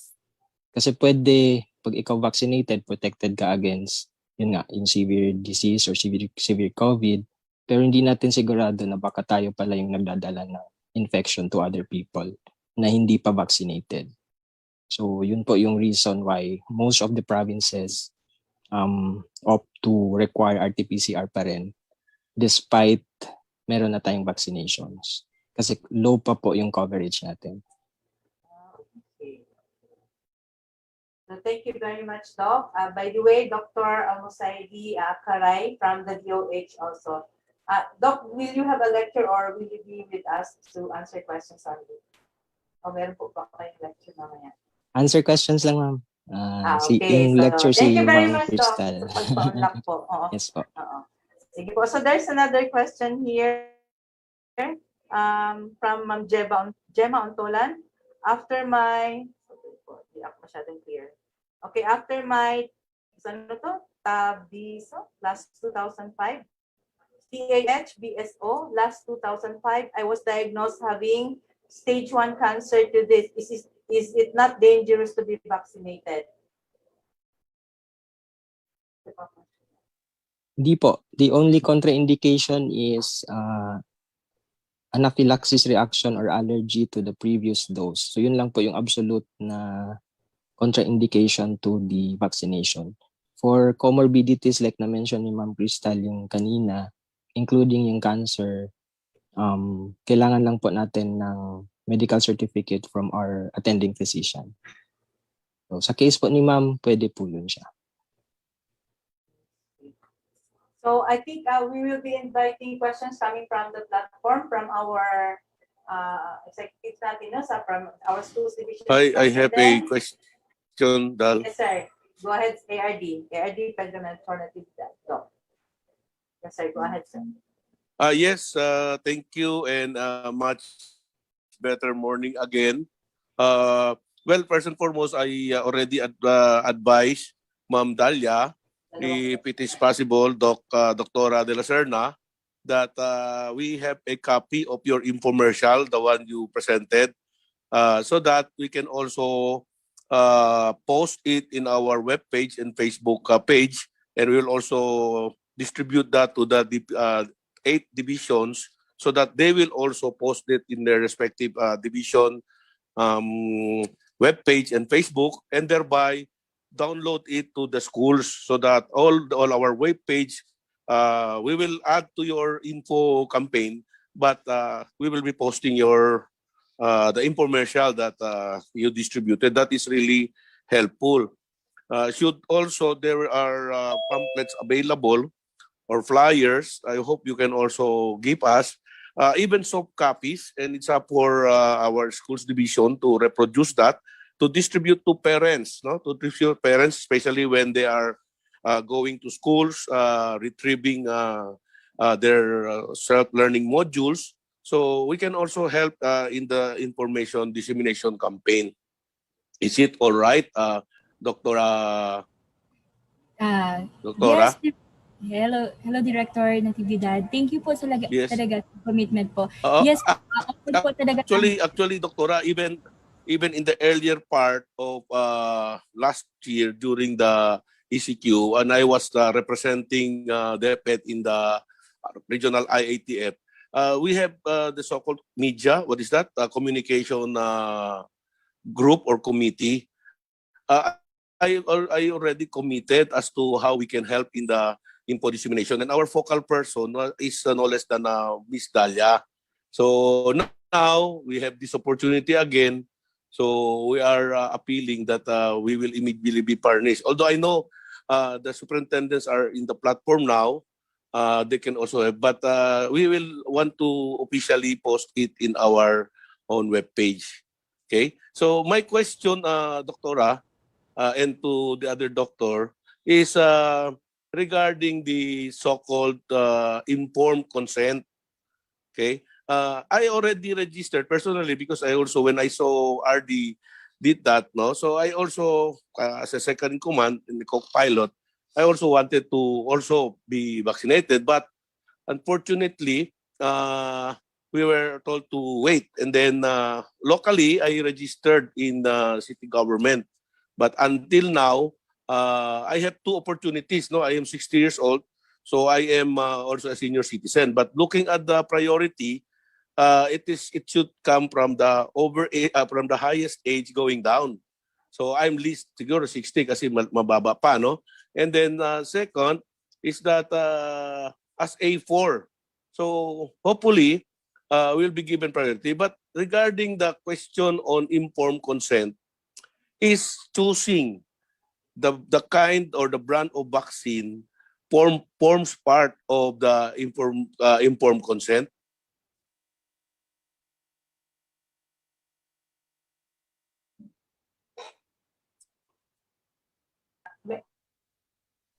May I direct the question to Dr. Karay, please?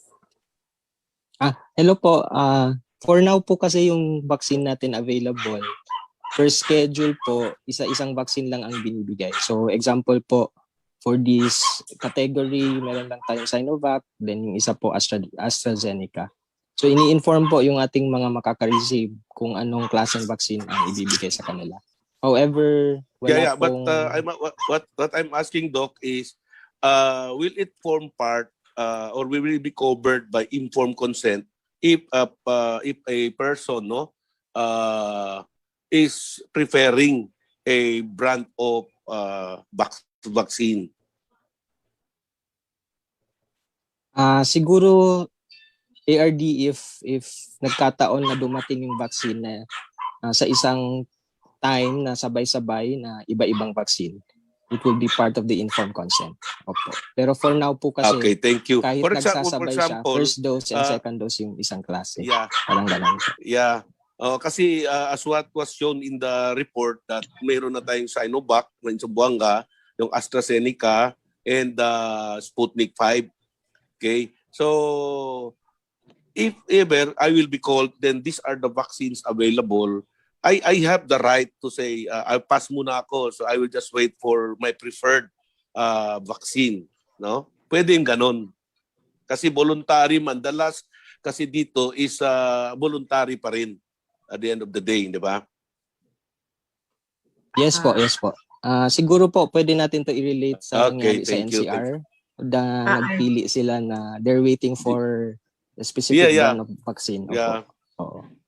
Correct. Kasi there is a directive from the president na wala ng pili-pili. Sabi ko, when I read about the informed consent, so I think the president is violating the informed consent, what is this, no? Provisions. Kasi at the end of the day, after yung orientation, yung information, and so on, at the end of the day, may voluntary pa rin. If the person concerned, no, that to be vaccinated will say, hindi na lang muna or we will prepare another one. So we will just wait until that vaccine will arrive. Yes po, yes po. Yun po yung nangyayari actually. Thank you po. Thank you. Okay, thank you po. Yun lang gusto kong malaman. Yes, Mama Harani. Go ahead. Yeah, I just would like to share. I just don't know if it's really the process, but when I was in this city for the vaccination, being a comorbid, they allow me to choose considering na available yung dalawa, yung Astra at saka yung Sino. They actually allowed me to choose, kaya pinili ko yung Astra. Yun. I think, I don't know, in other municipalities and but for Pagadian, they allowed me to choose between the two as part of the option and voluntary action. Yeah, in the case ma'am na available pareho yung vaccines. Yun lang yung available. Now, yung aking Ma'am Inday is mayroon ng available 3 pero ang preference ko wala doon sa 3. Yun yung so hindi pa muna ako magpa-vaccine Kasi Okay po. Okay. per advice also of my relatives who are abroad, no, who already experienced, like I'm very specific, for example, in America. So I have relatives there na, siyempre I consulted to them. What is your suggestion? Kasi they already are done with the first and second dose. So pasalamat ako. So sabi nila sa akin, ito yung vaccine na I would prefer. Lalo na if you intend to travel to America, di ba? Siyempre later, mayroon silang preferred din na vaccine passport na tatanggapin nila doon. So yung ganun ba? So I hope that as DepEd official, I should be spearheading, leading, no? Kasi but unfortunately, may reference din tayo, may conference din tayo with the family and relatives. So and there are also experts, no? There are also doctors who told me na okay lang silang lahat. But the Philippines is saying the best vaccine is the one that is available. But I think in the informed consent, so before we give the consent, we still have the last say or the preference, no?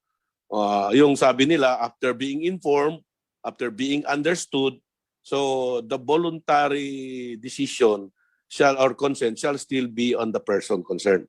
So yun lang yung point ko, no? So thank you so much. Okay, thank you very much. Meron po tayong isang question dito we'd like to from our audience, no, sa FB live stream natin. From Rene Calderon, yung guro na hindi magpapabakuna, makapagturo ba kung ang face-to-face instruction ay payagan na ng IATF at DepEd?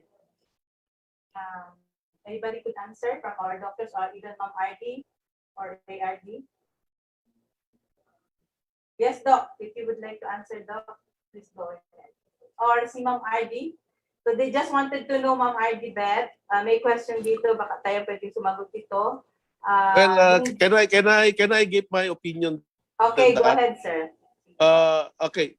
Looking at the policy that only 70 to 80% herd, no, yung tawag na herd, what is that? Herd immunity, vaccination, ARD. no? Opo. Herd immunity is concerned. So if they belong to that remaining 20 or 30%, it's okay. And as long as the family is 70 to 80% already vaccinated, so he will fall or he or she will fall on the 20 to 30%. Kaya nga voluntary. So the target is not necessarily 100%. We cannot do away with that. So my interpretation, my take on that policy is that if among the teachers, they have 10 teachers, then 70 are vaccinated, then the 2 and 3 are not, then I think it will be all right. Then in the family, no, she can report. Now, in the family of 5, 3 sa kanila vaccinated na, tapos siya lang o siya lang talaga ang hindi, then she belong to a herd immunity. Di ba, Doc? Pwede ba yung ganon? Opo. Pero for the entire Zamboanga Peninsula po, ang target natin more or less mga 2.8 million. So, any help po from our healthy population po would be a big help. And baka yung 20 to 30% po natin ay yung mga bata or yung mga hindi mag-qualify at papasok sa vaccination. So, pag healthy ka naman, pero highly encouraged talaga sila. Kasi teachers being frontliners in the field of education, they'll be facing our children. O yun sila mga children na lang ay exempt. Ang teachers will form part of the herd immunity, no, para safe ang mga bata. I think that will be the right interpretation. Tama, Thank you. Parang the protection is not for him or herself lang, pero for the population na surrounding. Check. Thank you. Okay, thank you very much. Siguro post muna natin, no? We already had more than 5 questions entertained for this session. So meantime, post muna tayo and let's proceed to our second speakers. But be assured that before we end, before we wrap up, we will still be entertaining questions, no, for our DOH persons from our doctor, no, Dr. Karay. So thank you. By the way, Doc, thank you for attending and being with us and joining us for this orientation that we have. So again, later we will have another questions to be entertained. But Doc J. Pere, I think, Doc, it's time for us to have our second speaker. Doc J. Yes, Ma'am Dals. Go ahead. Okay. Good morning once again to everyone. Our next speaker is an attorney to be. She was an Excuse alumna of me, before you proceed, Doc, si Danny Cordova ito, parang hanging yung discussion kanina, yung teachers na hindi makapagturo. Pwede ba can I have the floor?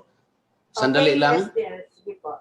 Sige po, SDS. Danny Cordova, ladies and gentlemen. Oo, kasi it was very clear, stated by ERD, basta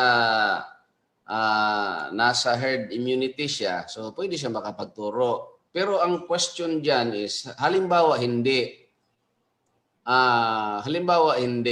makapagturo pa rin ba siya? Halimbawa yung 30%. Yun kasi ang question eh. Halimbawa hindi. Should scenario will arise that most of the teachers were not vaccinated, kasi it's very critical to decide or even pronounce na hindi sila pwede makapagturo. So yung ano ko dyan, dapat ma-answer yun kasi if there are a lot who are listening, especially the teachers, ano bang, para sa akin kasi, it is still the security of tenure will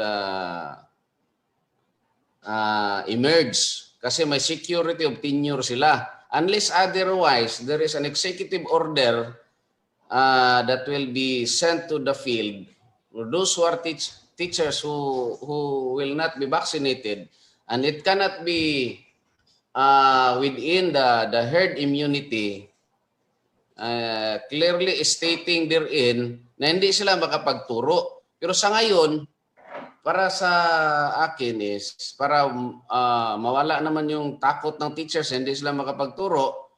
Halimbawa, it cannot be within the herd immunity. Still, they are secured by the civil service law, that is a security of tenure. Yun lang ang ano ko.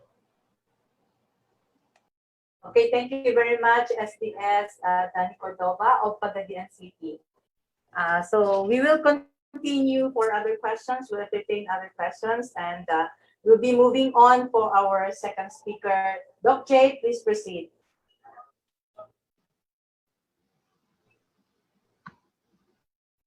Okay, Ma'am.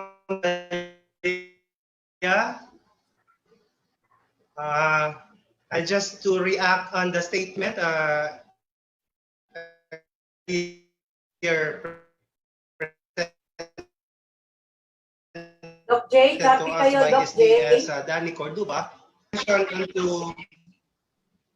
As to the apprehension of the teachers to subject for vaccination, this is the very reason that we are conducting this activity, of which we will make them understand about the safetiness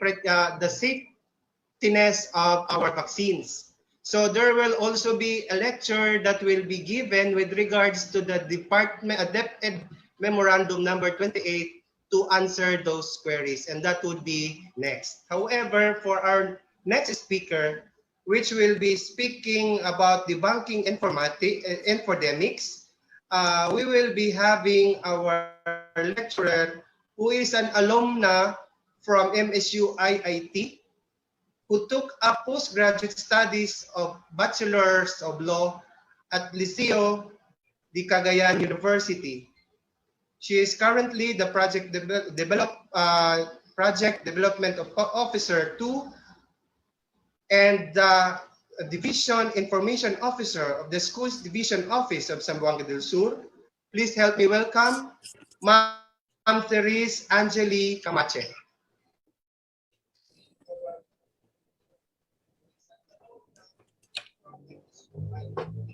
Hello po, good morning. Am I heard po? Okay, you are heard, Therese, but I think you need to, i-adjust mo muna yung kamo, Therese. Okay, sige. I-adjust mo ng pababa siguro. Okay, better. So, thank you po, Sir Jay. Good morning to our Regional Director, Dr. Isabelita M. Boris, to our Assistant Regional Director, Dr. Pedro Melchor Natividad, all the Schools Division Superintendent of Zamboanga Peninsula, as well as the Assistant Schools Division Superintendents, all the regional officers, and of course, all the teaching and non-teaching personnel of Region 9. Good morning po. And I will now proceed to my topic. So I will share screen now.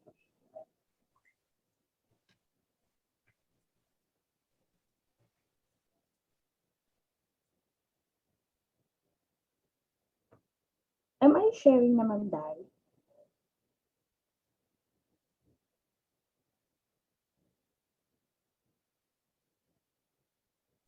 Yes, yes. Go ahead. Kindly Okay do na. a full Okay na screen. po. A full screen or a slideshow. Yes po. Okay na siya, Therese, pero i-full screen lang siya. For appreciation, better appreciation. Right. So again, good morning everyone. Okay. My topic is about infodemic, choosing the right information in the time of pandemic. So alam naman po natin at na-experience naman po natin na since the influx or since the boom of the use of the internet, we have been getting a lot of information from different avenues, and it has been a overwhelming experience for all of us. So, and it is more complicated now and more confusing that we are in the time of pandemic, wherein we get a lot of unvalidated information from Facebook and from all other avenues that we either consciously do not try to validate, and we just accept without trying to understand kung tama ba ito or hindi. So in this case, in the time of infodemic, context matters. Lahat po, importante po.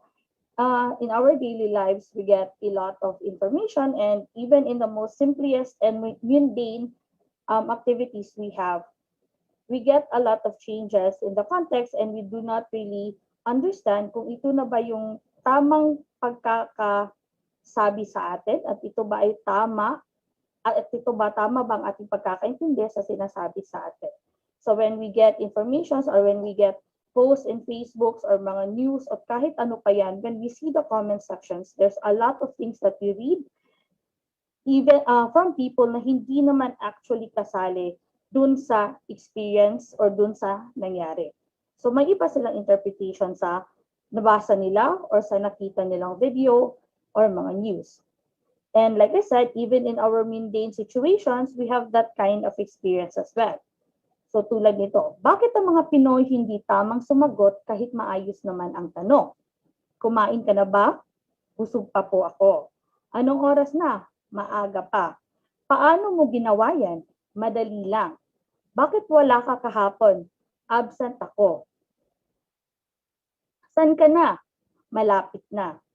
So these are the kind of simple situations that we are in na hindi natin na-appreciate ng tama at ang ating binibigay na sagot ay hindi akma sa binigay na tanong. Kasi hindi tayo marunong magtanong at sumagot, marami tuloy haka-haka at maling kwento na naririnig sa ating kapaligiran. We all have biases because we are human. We all have our opinions. We all have our interpretations of all the things that we see, we read, we hear. And because of that, I believe that humans are inherently irreparably biased creatures who remain biased even when they are aware of their own bias. And because we have our own interpretation of things, we have our own understanding of things, dito pumapasok kung bakit importante ang mga Filipino scientists and mga teachers. According to Dr. Leopoldo Sanchez Castillo, the desperate need of millions of people in developing countries should be enough incentive for a research worker to do much effective experimentation designed to alleviate their condition. Ito isinundan din ang sinabi ni Dr. Julia Tagumpay Castillo. I have always believed that when The best science and scientists are devoted to the problems of those helpless in life. That is equity and ethics at its best. If science is to serve a human purpose, what better human purpose is there? So very important po ang ating mga scientists at ating mga teachers dahil sila ang nagiging source natin ng correct information regarding on different matters. Teachers, especially in our case, because we are working for the Department of Education, should be consciously seeking right information and be very wary of spreading one. Marami po sa atin, if not probably tayong lahat ay member ng mga different group chats sa Facebook, mga different pages and everything like that. And we like sharing this information to our colleagues, to our friends, and marami din sa atin ang nakakapag-share ng mga maling impormasyon. So dapat po, tigilan na natin ito at maging source tayo ng mga tamang impormasyon, lalong-lalo na sa issue natin ngayon, which is the vaccination. We've been hearing a lot of things around us. We keep on hearing na hindi daw totoo ang COVID-19, hindi daw masama daw ang vaccines ng COVID-19. But here's the truth that we have to be aware of. This has already been, the situation of the Zamboanga Peninsula has already been discussed by our previous speaker. But in DepEd alone, Zamboanga Peninsula or Region 9 is the 5th sa may pinakamaraming cases, active cases ng COVID-19 and affected personnel. So at the moment, we have a total of 200, we have 129, 144, and 35 active cases. Though marami na rin po tayo mga recoveries, we have to understand that the COVID-19 problem is still very much pressing at ito po ay nakaka-apekto sa ating lahat. A lot of us can't go to work because we have been exposed and has to go through home quarantines, isolations. We have a lot of colleagues who has been affected and has been taken away from us because of the COVID-19. So this is the truth that we have to be aware of. And we have to accept that this is the situation that we have to address. Evaluating health information. According to the CDC, in reviewing information, use your judgment, recognizing that evaluating quality is something of an art. The information landscape during a pandemic can be compared to that of a large bushfire. There are high levels of uncertainty and risk coupled with large volumes of information. In both scenarios, individuals rely on affiliated geographical groups for important notices, such as community and postcode groups on Facebook. So like I said kanina, isa sa primary sources ng information natin ngayon is ang Facebook. But this does not necessarily mean na totoo ang mga nababasa or what we hear from Facebook. And because of the influx of information, we get both misinformation and disinformation. Misinformation is incorrect or misleading information, and it's not created with the intention of hurting others. However, ang disinformation is deliberate misinformation, and it is designed to deceive or mislead. In the time of the pandemic, we are also experiencing an infodemic. This is the overabundance of information, some accurate and a lot are not, that occurs during an epidemic. And because of this has led to a lot of confusion and ultimately mistrust in governments and public health response. Sample ng isa sa kumakalat sa atin ngayon. I'm sure that you have read, a lot of us has already seen this in our group chats posted in different groups in Facebook. This is about a French virologist who allegedly said na if nagpa-vaccinate ka, you will have at least 2 years left in your life, tapos wala na. But very few of us has actually tried to see whether or not this information is true. The truth is There is no evidence to suggest COVID-19 vaccines will kill people by causing antibody-dependent enhancement. Current evidence actually demonstrates the opposite. Moreover, if you search the name of this French virologist, you can easily read a lot of information or a lot of news, websites fact checking the background or the statement of this person, which actually hindi niya naman sinabi regarding that 2-year lifespan. And as I said, the evidence demonstrates the opposite, which in England's case alone, an estimated 10,000 deaths has been averted up to the end of March 2021 because of the mass vaccination in their country. And this data is replicated in all the other countries who are going through mass vaccination of their population. Now, because we get a lot of information, what do we have to do? Primarily is to check for credibility and accuracy. Madali lang naman. Meron naman tayong mga certain things that we can ask ourselves before we believe the information that we get. Number 1, is the source credible? Who is the publisher or who is the author? What is the credential of that publisher or author? Do the authors have hidden agenda? Is the information peer-reviewed or are there ads on the site? Identity of the publisher can be found in the ending of web address. And if you want to see credible information, it is best for us to select the websites that we visit. For example, those that ends with edu. These are materials published by an organization that is associated with an educational institution. We have those that end with .gov, which belongs to government organizations. We also have those that belongs to a nonprofit organization, and .com, which belongs to a for-profit company. Beware of red flags. So when we try to ask ourselves if the information is accurate, one of the things that we can see or try to examine is the information based on scientific evidence? Is the information supported by facts? Is the original source listed? Do other sources back up the information? And is the information current? We also have to be skeptical of information when you find these red flags. Information is anonymous. Hindi natin kilala kung sino ang nagsabi or nag-publish ng material. There is a conflict of interest. Information is one-sided or biased. The information is outdated. There's a claim of a miracle or secret cure.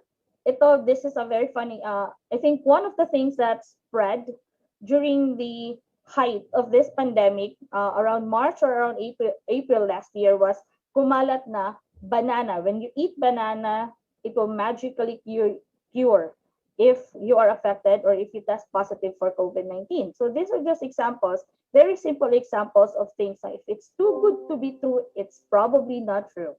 No evidence is cited and grammar is poor and words are misspelled.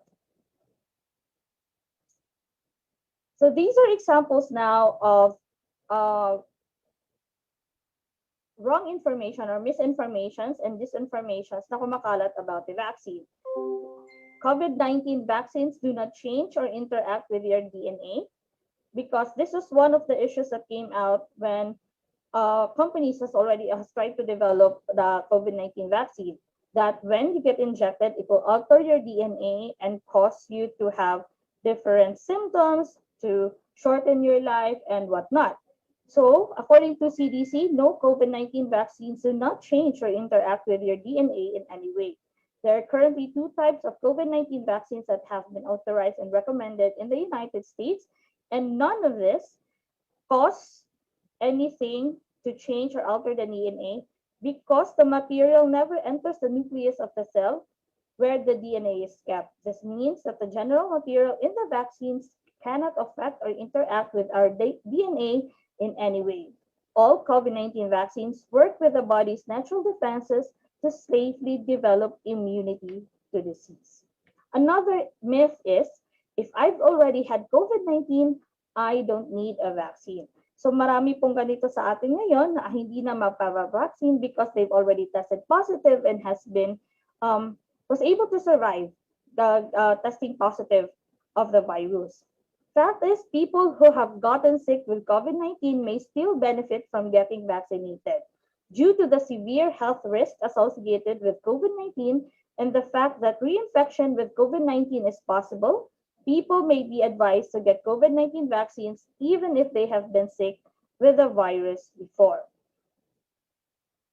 Another myth is researchers rushed the development of the COVID-19 vaccine, so its effectiveness and safety cannot be trusted. So ito po yun. A lot of people I know actually has this as an argument why they do not want to get vaccinated. But we have to understand that we are in the 21st century and we have more materials now, we have more capability now to develop vaccines. And just because the vaccine was immediately or was produced just in time for us to help us recover from this pandemic, this doesn't mean that its effectiveness is minimized or hindi ito effective against the virus. All the vaccines has actually gone through the different trials, all stages of development, and studies found that the two initial vaccines are both 95% effective and reported no serious or life-threatening side effects.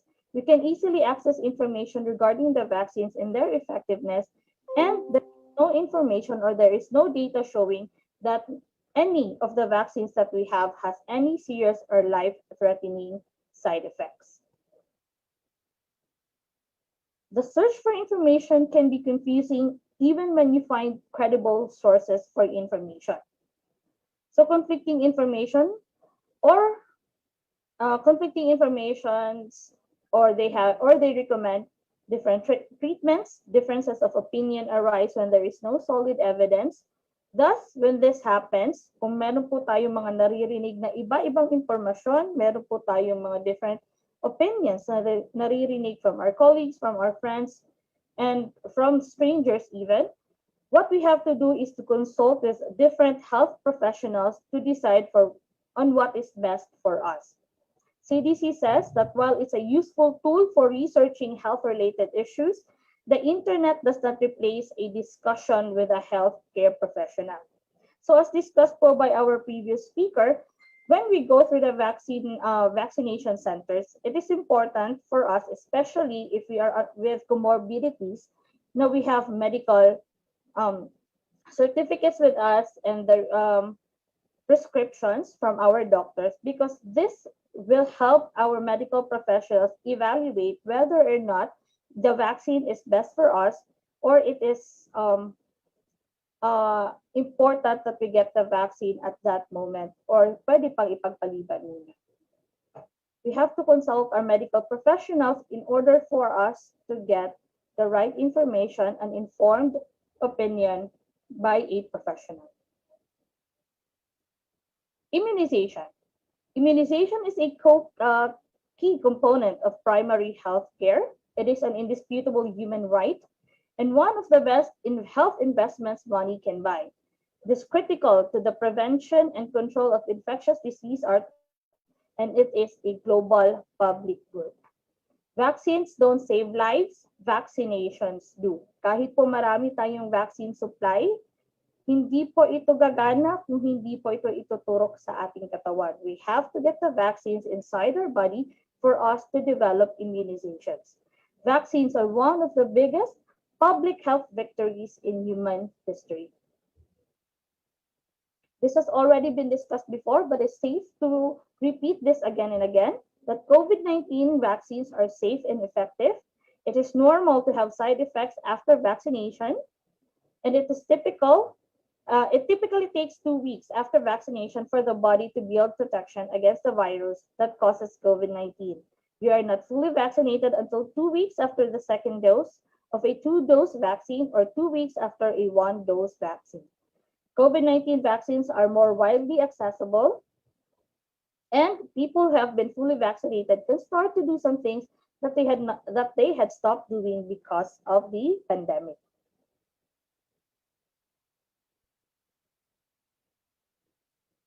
According to CAP COVID, Exploring Knowledge, Attitudes, and Practices for COVID-19 Prevention by Johns Hopkins Center for Communication Programs, in the Philippines, the vaccine acceptance in the Philippines is only up to 51.4, is only up to a little over 50%. In the Philippines, 51.4 of unvaccinated individuals reported that they will get a vaccine when available. However, this is not enough.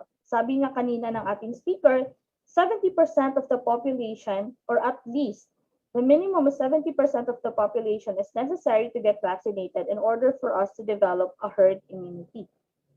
So, we are still at the 50% threshold. Very low pa po ang ating chances to get a herd immunity. That's why we conduct orientations and campaign like this to encourage more people to get vaccinated. According to the data, 31 or older wants to get vaccinated. College or university graduates are those most agreeable to getting vaccinated as well. They come from urban areas and are mostly male. Exposure to and trust in information of sources.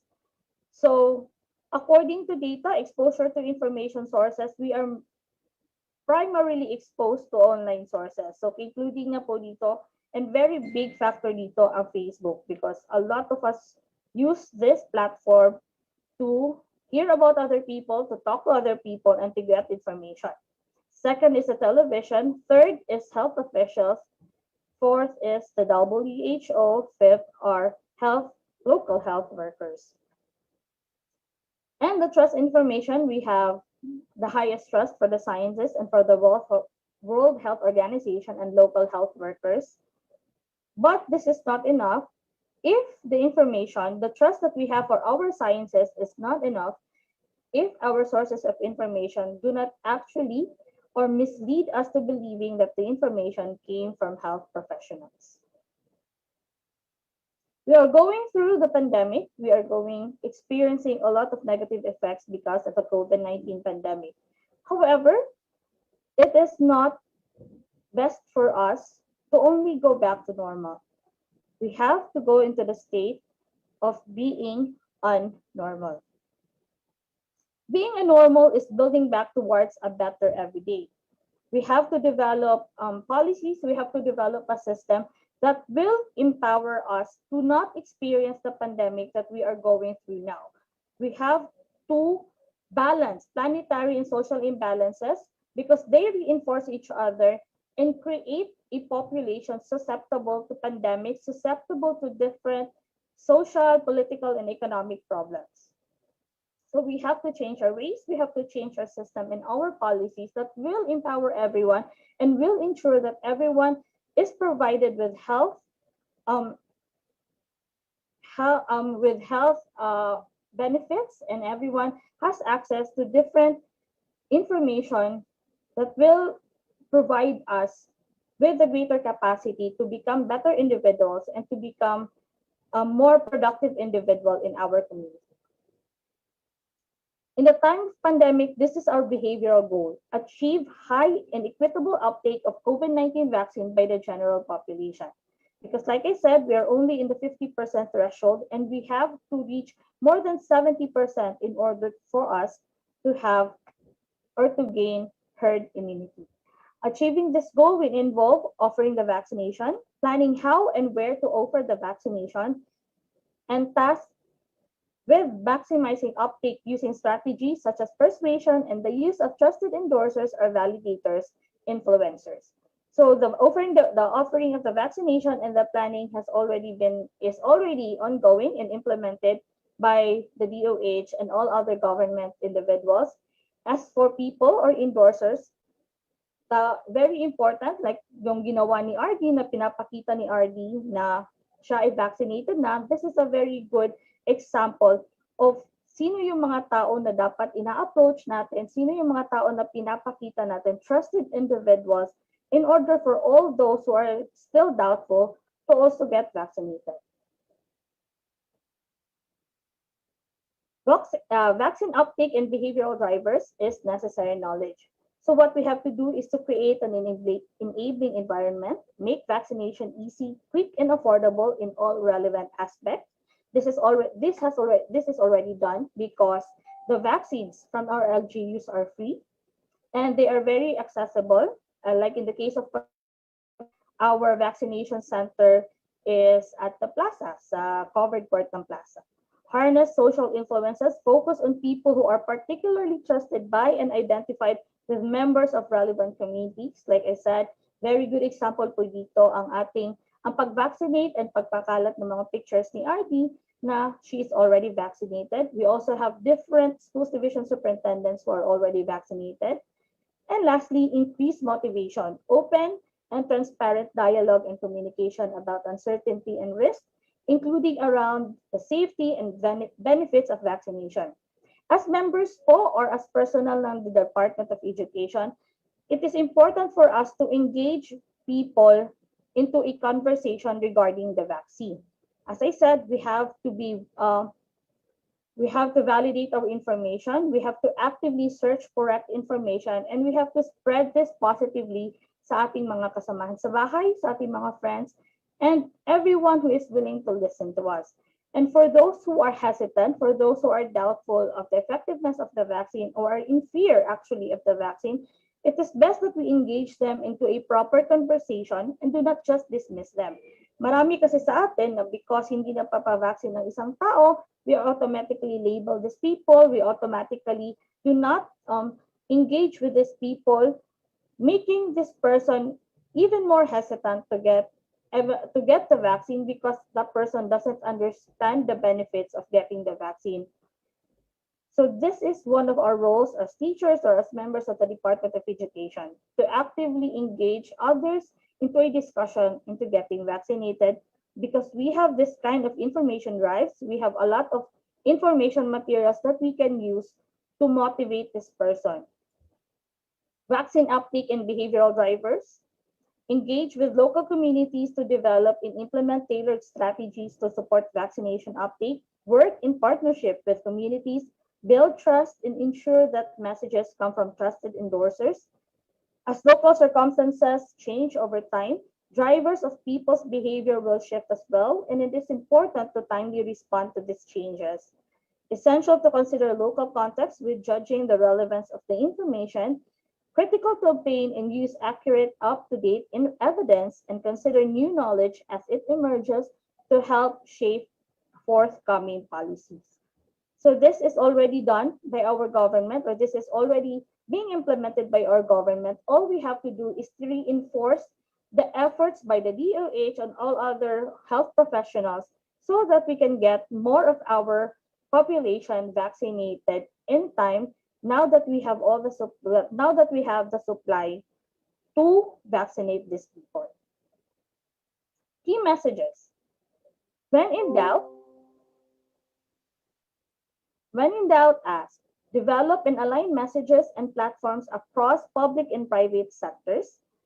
So in our case, we have different Facebook sites because again, Facebook is one of the primary sources of information that we have now.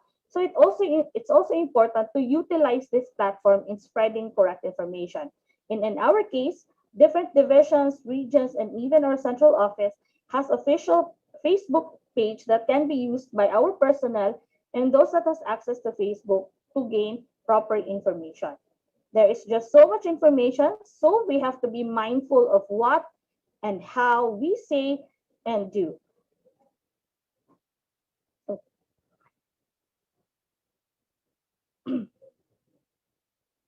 So like I said, we have to be mindful of what we share with our colleagues, kung ano yung mga pinapasa natin na message sa ating mga group chats. Just because it has a threatening, captivating message doesn't mean it's true. They use that. That is actually a strategy to spread panic, to spread fear, and it is primary, it is essential that we do not become part of that crowd that believe wrong information and spread wrong information. So dapat hindi po tayo pumapasa ng mga chain messages, ng mga videos, or mga miracle cures. Hindi po tayo dapat involved sa mga ganyan. Identify and empower and multiply champions. The more vaccinated people that we get, the more champions that we have, and we have to share this information. We have to share this trust to the vaccine to the people so that we can eliminate all doubts and hesitations.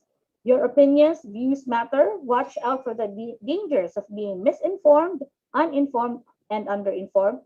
Activate LGUs and communities and public, private CSOs and NGOs. Health is a fundamental human right. People and groups who experience health inequities lack power, political, social, and economic. And these are the people, these are the population that we have to primarily address and primarily convince to get vaccinated. Interventions such as vaccination programs need to be effective and sustainable.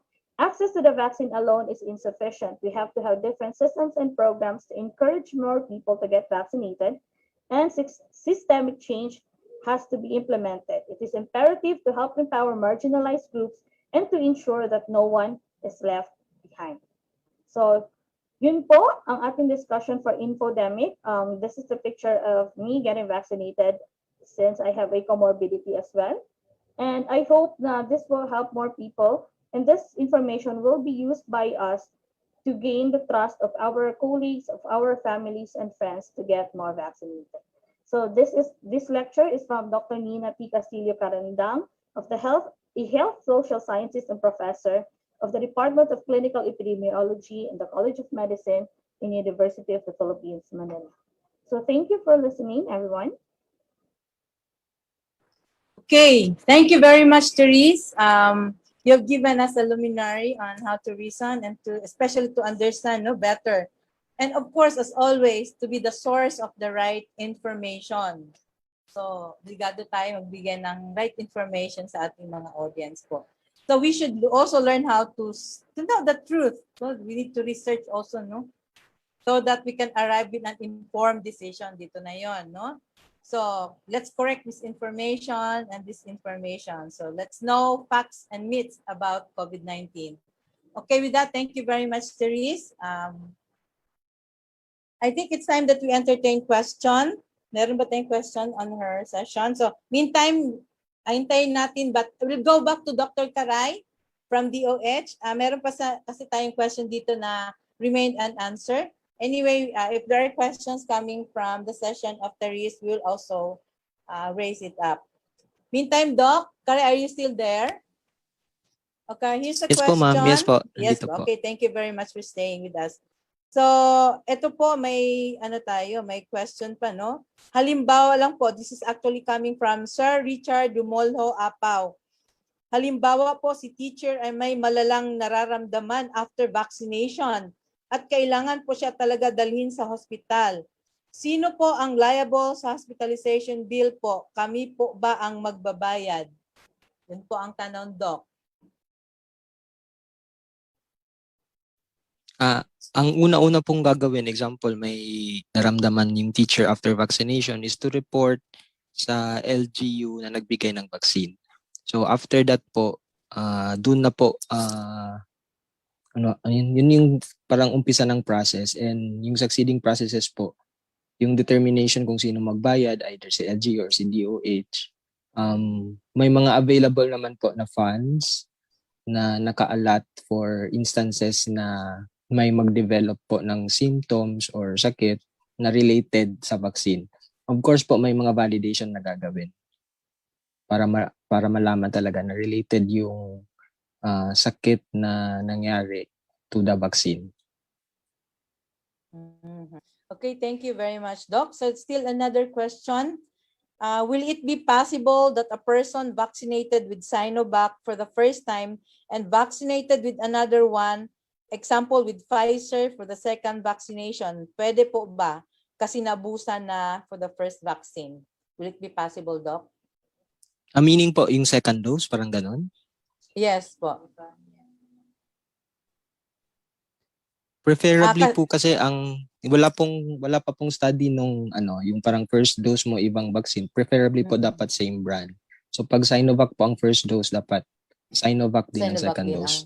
Unless po siguro nag-lapse na yung kanyang first dose or second dose na time, nag-lapse na, then the person can receive another brand of vaccine. Pero magkaroon din siya ng second dose for the same brand Yes po. po, Yung ganon. Oh. same brand, second dose for the same brand. Okay. So sige, still we have time, no? We'll give one more question. Sagutin ni Doc. Okay. So from Chris Ivy Dalangpan, Borling, when can babies or children below 12 get the COVID-19 vaccine? Do you recommend them to get vaccinated? Sa ngayon po, wala pang recommendations for vaccination sa under 12 na population. So yun, sila po yung actually bulk ng population natin sa Pilipinas, and they would compose nga po yung ating 20 to 30%. Kaya po, in-encourage natin lahat ng adult population to get vaccinated. Kasi nga po, yung bulk ng ating population, mostly yung mga bata. So, na hindi po magko-qualify sa vaccination program sa ngayon. I see. Okay, Doc. Here's another, isa na lang po, and then we'll proceed for our next speaker. Okay. From Merham Lumabo, I have a question. Pwede ba raw mabakunahan yung bagong inoperahan, for example, removal of myoma sa ovary? Question lang po ng co-teacher ko, sabi niya. Pwede ba raw mabakunahan yung bagong inoperahan? Yes po. Pero kailangan pa rin po ng medical certificate from the attending physician in that case po. Kasi hindi po nasabi kung how bago yung bago for mama. Pwede ba siya 24 hours lang from the operation or mga 1 month ago na. So, kailangan pa rin po ng medical certificate on that case. Pero no contraindication po sa any operations po. Okay. So meantime, thank you very much. Yes, ARD, go ahead. ASDS J. Montialto has a question in the group chat. Sir, that was the first question that we raised kanina. It was already answered by Dr. Caray. Okay. Ano ba ang answer? Kasi sorry, I was not able to catch that up. Kasi we have superintendents nga, San Isabela, Zamboanga, the two from Zamboanga City are coming from Dipolog, and they cross boundaries. Kasi there are policies in the local IATF, even vaccinated daw, still swab test pa rin. Nasagot ba yun? Yes po. Yes, ARD. I think the answer of kasi I think ang pinaka-highlight ng question niya is, can this vaccination be our passport in lieu to negative RT-PCR test? Yan yata yung ni-raise kay Dr. Caray and was already answered. Yes, Dr. Caray would like to say something. Sige, sir. Yes po, ARD. So far po kasi ARD, a little more than 4% pa lang ng population natin yung vaccinated. So for us po na meron ng vaccine, pwede po tayo protected. Pero yung people po who would be in contact with us, hindi po sila protected or wala pang vaccine. So pwede po baka sa atin pa nila makuha yung infection. So yun po yung reason why most provinces would not allow pa rin na walang negative RT-PCR. Ang alam ko lang ngayon na nakapost talaga sa kanilang Facebook page na okay lang walang PCR is Zamboanga, Sibugay. Pero for the rest, they would still require RT-PCR for even upwards, even people from DOH actually. So siguro po, hopefully kung ma-reach na natin yung herd immunity or even before reaching herd immunity, if the IATF finds it okay to not to do RT-PCR anymore, then baka pwede na natin gamitin yung ating mga vaccination cards as passport to cross boundaries po. ARD, is the answer? Yeah, okay. Sino? Sige, we'll entertain one more question from FTAD Chief, Dr. Ruel Saldua. Sir, go ahead. Yes, blessed noon to everyone. My question will be on the percentage of efficacy, the one presented a while ago by Ma'am Crystal Jean. she said that every brand of vaccine, when it comes to the percentage of efficacy, they vary. Now, my question is, uh, figures coming from the recent study conducted within the country or outside? Because if so, that the data is coming from within the country, this would somehow address the teachers or other persons who are very skeptical in availing of the vaccine.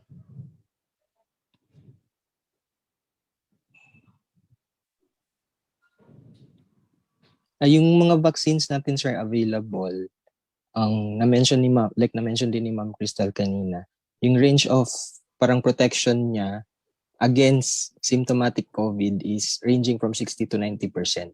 Depende po sa brand. However, kahit anong brand po, ang protection against severe COVID na ayaw natin mangyari is 100%. So dun po tayo yun po ang pinanghahawakan natin. Kasi yun din naman yung ayaw natin mangyari or gusto natin i-prevent, yung severe COVID. So all of our brands po of COVID-19 vaccine protects against severe infection or severe COVID, or meaning yung mga kailangan ni ICU or kailangan ng intubation, ng mechanical ventilators. So yun yung ating piniprevent with the vaccination.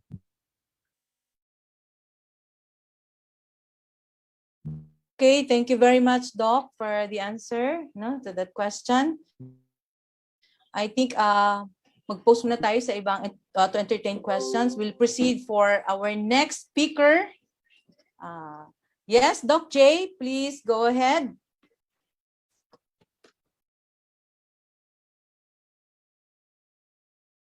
Yes, yung udto sa tanan. For our last and the most important topic for this webinar, for all the teaching and non-teaching personnel within DepEd, is the discussion of the issued memorandum number 28, entitled Comprehensive Guidance on the Participation of DepEd in the Implementation of the Philippine National Deployment and Vaccination Plan for COVID-19 vaccines. Please help me welcome Dr. Miriam A. Indin, who will be discussing in lieu of our Chief of the School Health Division from the Central Office, Dr. Maria Corazon Dumlao.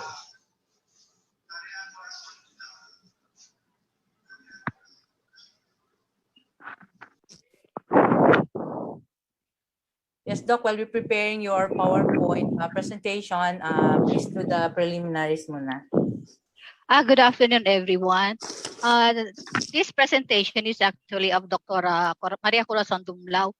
However, she had to attend an emergency meeting for Southeast Asian ministers. So, hindi talaga niya pwedeng hindi yun attendan because she was asked to attend that meeting. So, pasensyahan nyo na lang muna po ako. Ako na lang po ang yung muna ang magbibigay ng kanyang presentation. So, this DepEd Memorandum number 28 series of 2021 is entitled The Comprehensive Guidance on the Participation of the Department of Education in the Implementation of the Philippine National Deployment and Vaccination Plan for COVID-19. Sir Pete? You do not have slide. You do not have a slide. Meron po, sir. Pinaprepare pa po nila for sharing. We're still preparing. Yes, Doc. Okay. We're still preparing the slide of Doctora. So, any second now, it can be shown on screen already. Po. Chika-chika lang muna po, sandali. Wala pa lang presentation si Dr. Dumlao. Sana pinadala na lang niya yung presentation niya. Yung ano po, yung tape video sana po, no? Kaya lang hindi na po nahabol, sir.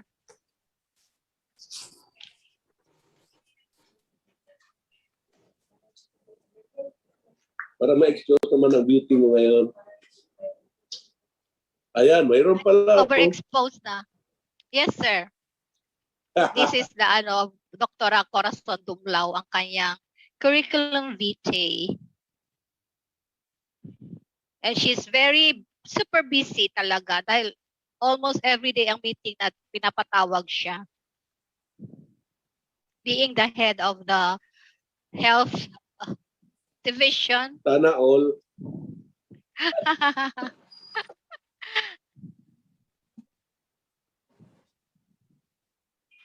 Okay, next please.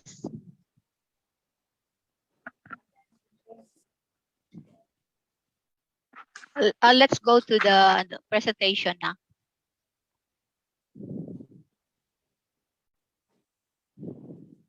Okay.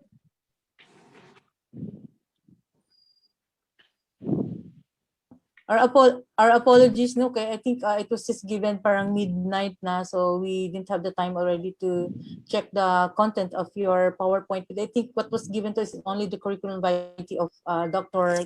Hindi, meron. I sent it through email, your email. Yes. That is the thing that I forwarded to our... Sandali lang po. In a while po. Sige lang, Doc. Just keep talking, Doc. We will be arranging organize muna yung ano natin. Let's keep talking, Doc. Sige lang, Doc. Just keep, you can already start, Doc, and we'll just present it later. Okay. Surely, So the title of DepEd Memorandum 28 is the Comprehensive Guidance on the Participation of the Department of Education in the implementation of the Philippine National Deployment and Vaccination Plan for COVID-19 vaccines. And this memorandum was signed last May 25, 2021. As for the highlights, for the outline of this presentation, we have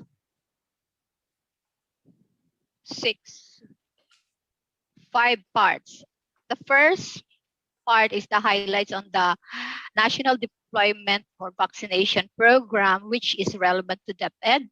The second will be the guiding principles, and under which is the 4 commitments of DepEd. And third, under also the second part is the 3 levels of DepEd participation in vaccination. The third part is the general guidelines. The fourth part would be the responsibility of governance levels from CO to the schools. And the fifth is the miscellaneous provisions. Yes. We check the content of the one that you forwarded to me, but the content is only the curriculum. Yun lang talaga yung present namin, yun lang talaga ang lumabas po. Sa email mo, Dal. Yes. Ito pong ino-open namin, but what we can open is only the curriculum vitae of Dr. Dumlao. Okay, I'll send it again. Our apologies. Ma'am Dalia. I'll send it to your email, yes, Dal. Since it is already 12:10, can we have declare a lunch break and then allow Doctora to coordinate with you for her presentation?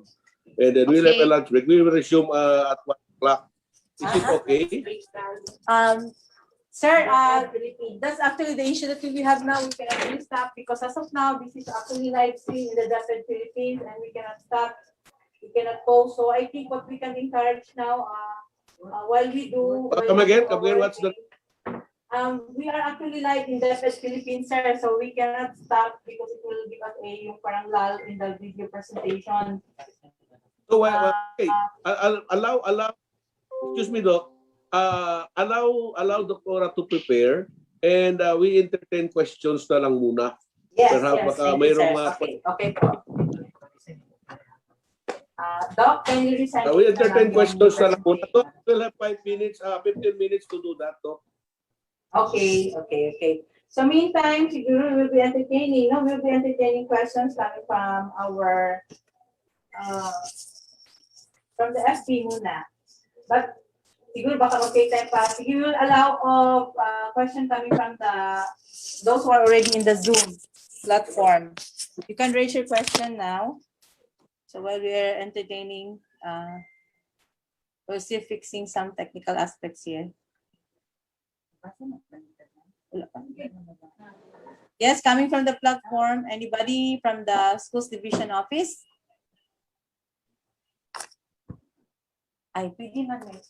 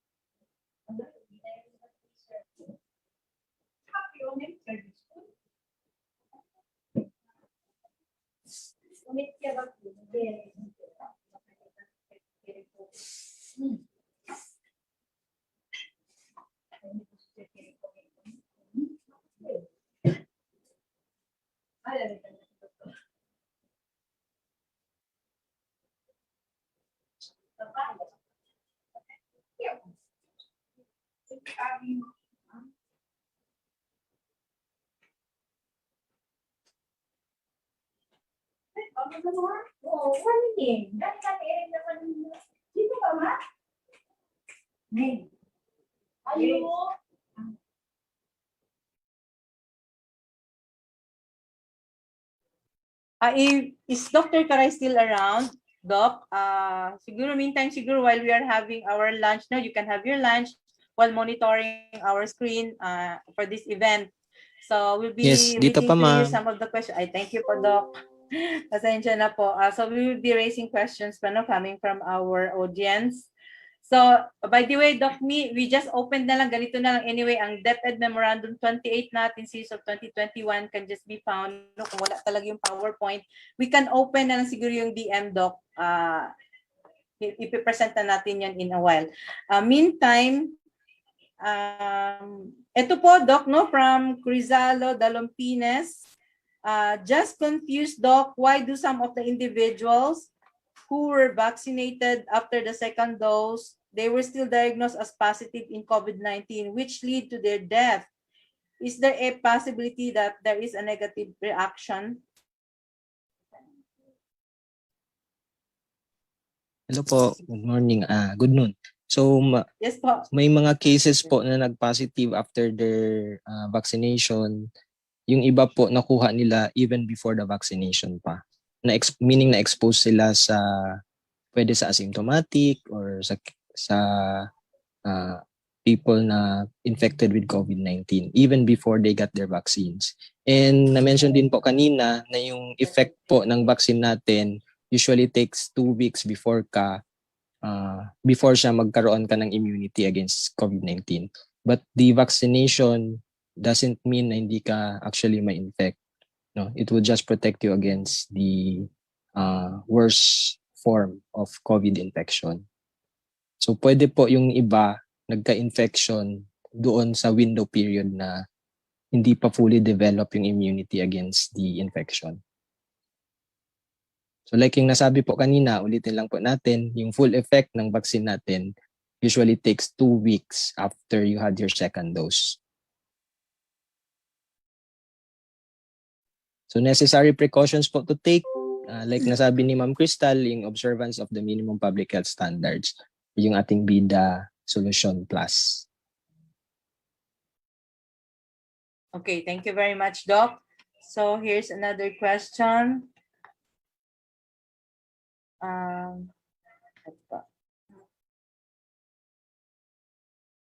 Okay, tapos na po ito. Sige, ito.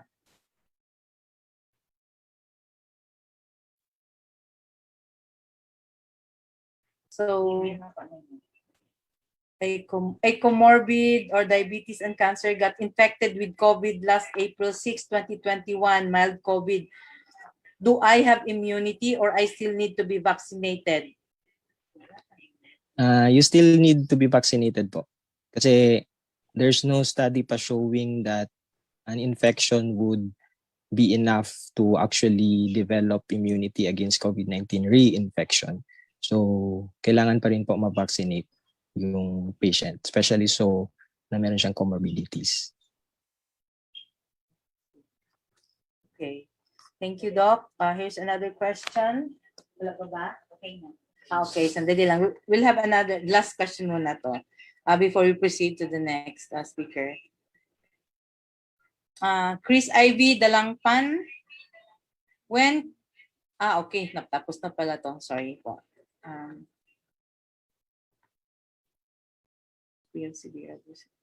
Okay, ito po, Alena Castillo. If we have severe adverse effects in the body like rashes, what must be done? Are we teachers free to go to the hospital? And who will pay for the expenses? Personal po ba or the DOH who vaccinated us?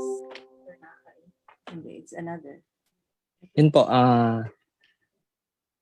may mga arrangement na po for adverse reactions on the vaccination. So ang pupuntahan po natin, again, same process po, inform natin yung kung saan natin nakuha yung vaccine or yung vaccination center. And they will refer you to appropriate facility to address your yung inyong reactions po. So if it's rashes po, konsulta usually sa ating local hospital. Pag necessary or kailangan i-manage in a higher facility po, pwede kayo i-refer into secondary or tertiary hospital or referral hospital. And lahat po niyan may mechanism na po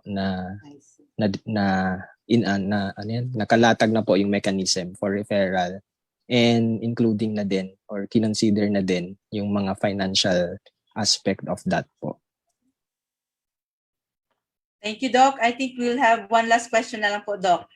Question to Doc Caray. I would like to ask a question. After being fully vaccinated with COVID-19 vaccine, how many months or years can an individual get vaccinated again? Sa mga readings ko po, wala pang study na nagsasabi kung how long ang ating protection against COVID pag na-vaccinate ka.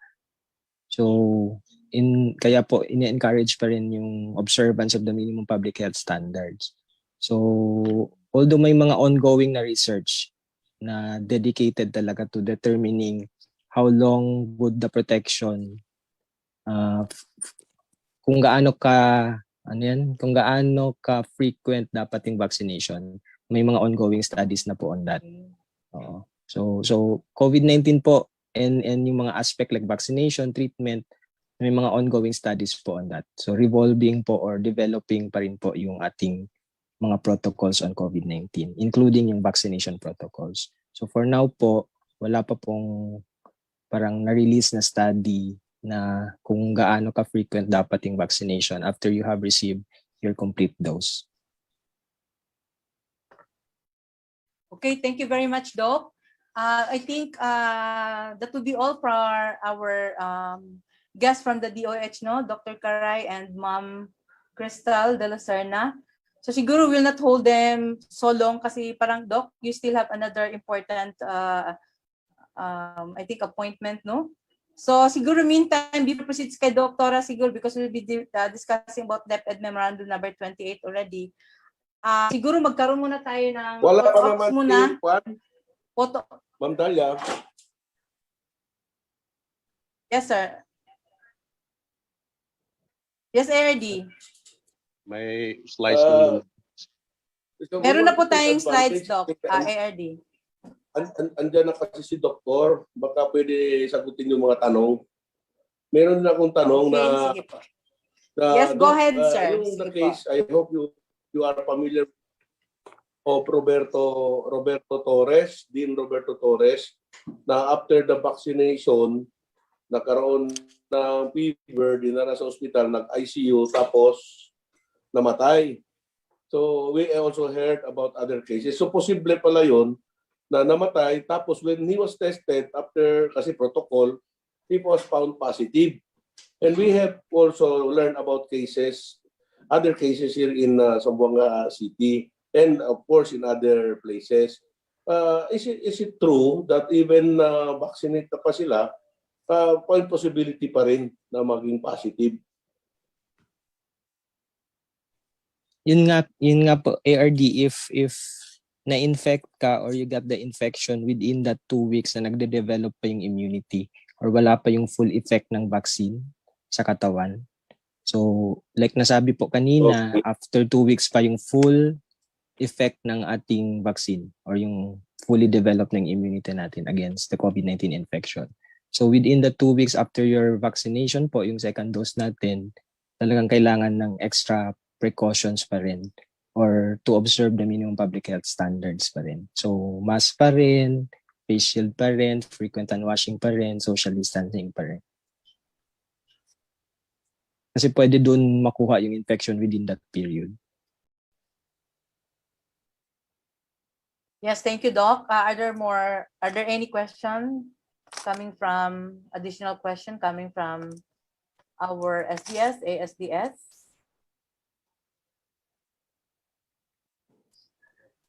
Ma'am, siguro mag-add na lang ako, ma'am, kay... Go ahead, Doc. Go ahead. Oo. I was waiting na may mag-raise ng on yung halal certification of the vaccine. So I believe may mga Muslim listeners din tayo na nandito ngayon. Definitely, Doc. So meron pong nilabas ang Darul Ifta ng Bangsamoro Autonomous Region Muslim Mindanao or BARM na parang they are advocating din for vaccination. So as to the halal certification, wala po tayong halal certification on the vaccines. However, countries like Indonesia, UAE, Malaysia, they also have been receiving the vaccine, AstraZeneca, Sinovac, and the rest. So bilang sila mga malalaking Muslim countries, they are receiving the vaccine. And there's a verse din in the Quran na Suratun An-Nisa, verse 7, na nagsasabi po na, "O you who believe, take your precaution." So yun po yung ginamit na verse ni Darul Ifta BARM to advocate COVID-19 vaccination in Muslim populations. Thank you po. Thank you, Doc. Thank you, Doc, very much for raising this issue, Doc. Kasi although they have not really asked this from us, but I think it's an affirmation. At the same time, it's a good thing that they know kasi syempre marami din tayong mga doubts na haka-haka from our Muslim brothers. But by you telling them, a doctor is also a Muslim, and I think for them to be informed na it's really okay. Kasi ating mga other nations who are actually Muslim nation, like you have said na example natin yung from Indonesia, Malaysia, they have already vaccinated and using yung kung anong nakuha ng national government nila. So I think it's also for us to really something that we can really announce this to everyone na it's really okay na magpa-vaccinate po. So wag na po tayong mag-doubt. So thank you very much, Doc. Thank you din, ma'am. Thank you po. Yes, Thank you po. We really appreciate your presence, from the DOH. At least na-clear na sa atin ngayon. So kung wala na tayong question, I think ARD, would it be okay na we'll proceed with RDM 28 now?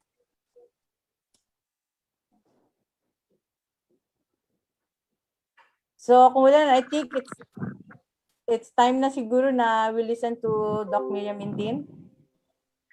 Okay na, slides daw. Okay. So siguro before we proceed, Doc, pwede muna tayo, mag-photo ops tayo para nandito pa yung ating mga DOH personnel, in the name of Dr. Caray and at the same time with Ma'am Crystal de la Serna. So mag-photo ops muna tayo. Can you open your pwedeng mag-open muna ng ating mga camera?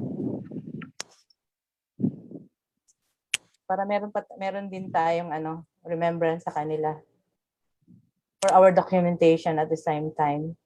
Okay lang, Ton? Sige. Paki-open na lang po ng mga camera natin.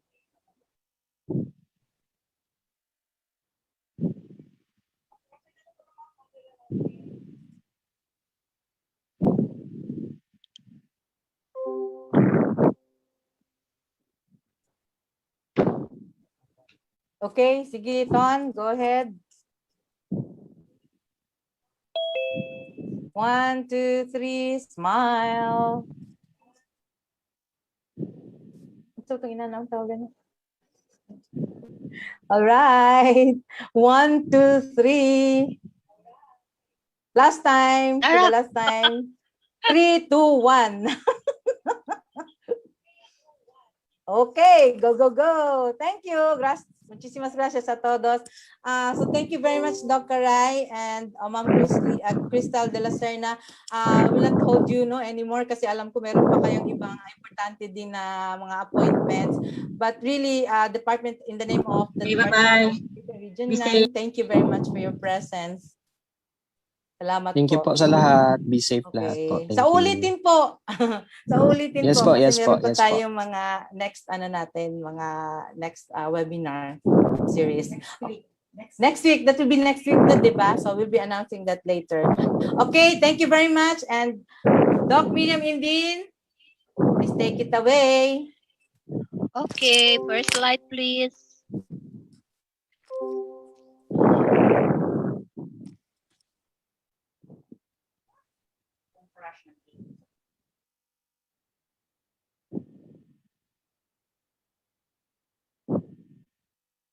First slide, please.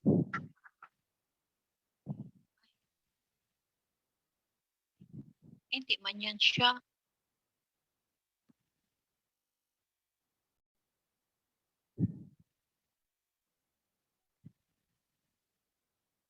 Hindi yan siya, doll. Hindi yan ang PowerPoint presentation ko.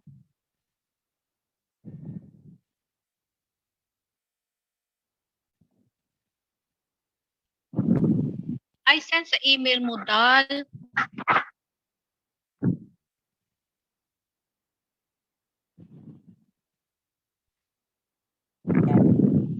So meantime, siguro sige, ganito na lang po. Meron din po tayong, while waiting for Tonyo to open it again, may I just take this opportunity to make an announcement, no?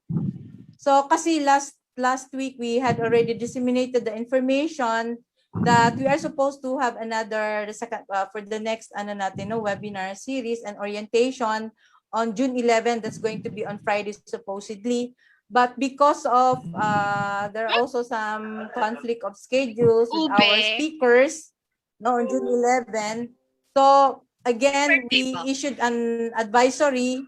We issued an advisory that for the orientation for the PTA, SSG, for our FYD and our concerned learners ay na-reschedule po sa June 15. So that's going to be on June 15 next week, Tuesday at 9 a.m. to 12 noon. So for that to remember for everyone to take note. Okay, thank you very much. We'll have another announcement later after Dr. Indin's session. Okay, thank you very much. I think okay na siya, Doc. Go ahead na, Doc.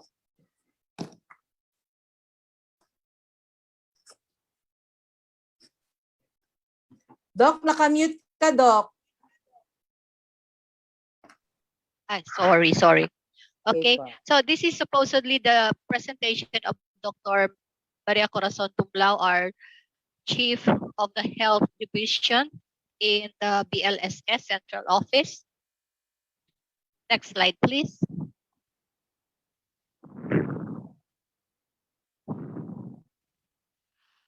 DepEd Memorandum Number 28 Series of 2021 is entitled Comprehensive Guidance on the Participation of the Department of Education in the Implementation of the Philippine National Deployment and Vaccination Plan of COVID-19 vaccines. Next, please. This memorandum was signed last May 25, 2021. Next, please. The outline for this presentation would be in 5 parts. First is the highlights of the NDVP relevant to DepEd. The second is the guiding principles. The third will be the general guidelines. The fourth would be the responsibility of governance levels. And the fifth would be the miscellaneous provisions. Next, please.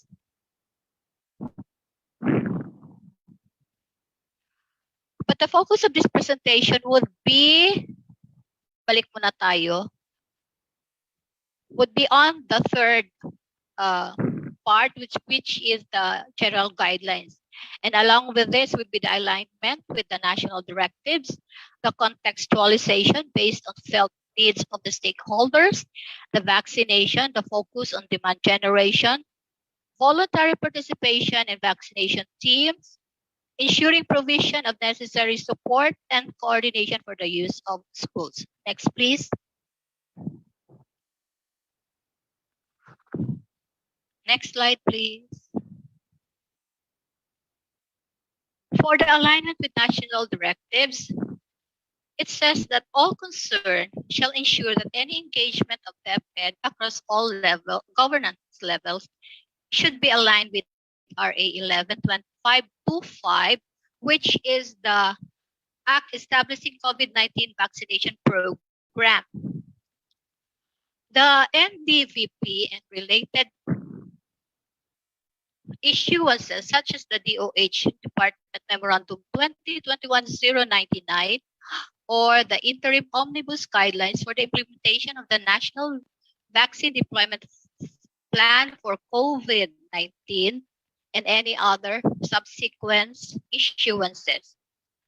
DOH Department Memorandum 2021-01999 further provides that external agencies engaged in COVID-19 response shall comply with their specific roles and corresponding operational guidelines issued by the National Task Force for COVID-19 response.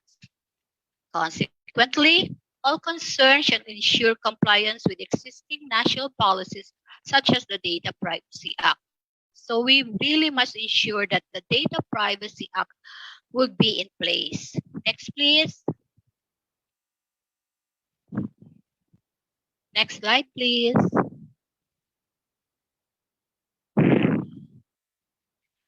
The department has undertaken and will continue to undertake as needed consultations, surveys, among others, among the stakeholders who will benefit from or be affected by the implementation of the NDVP. And the results of such consultations and surveys shall be considered when developing initiatives related to the implementation of the NDVP in DepEd. Next.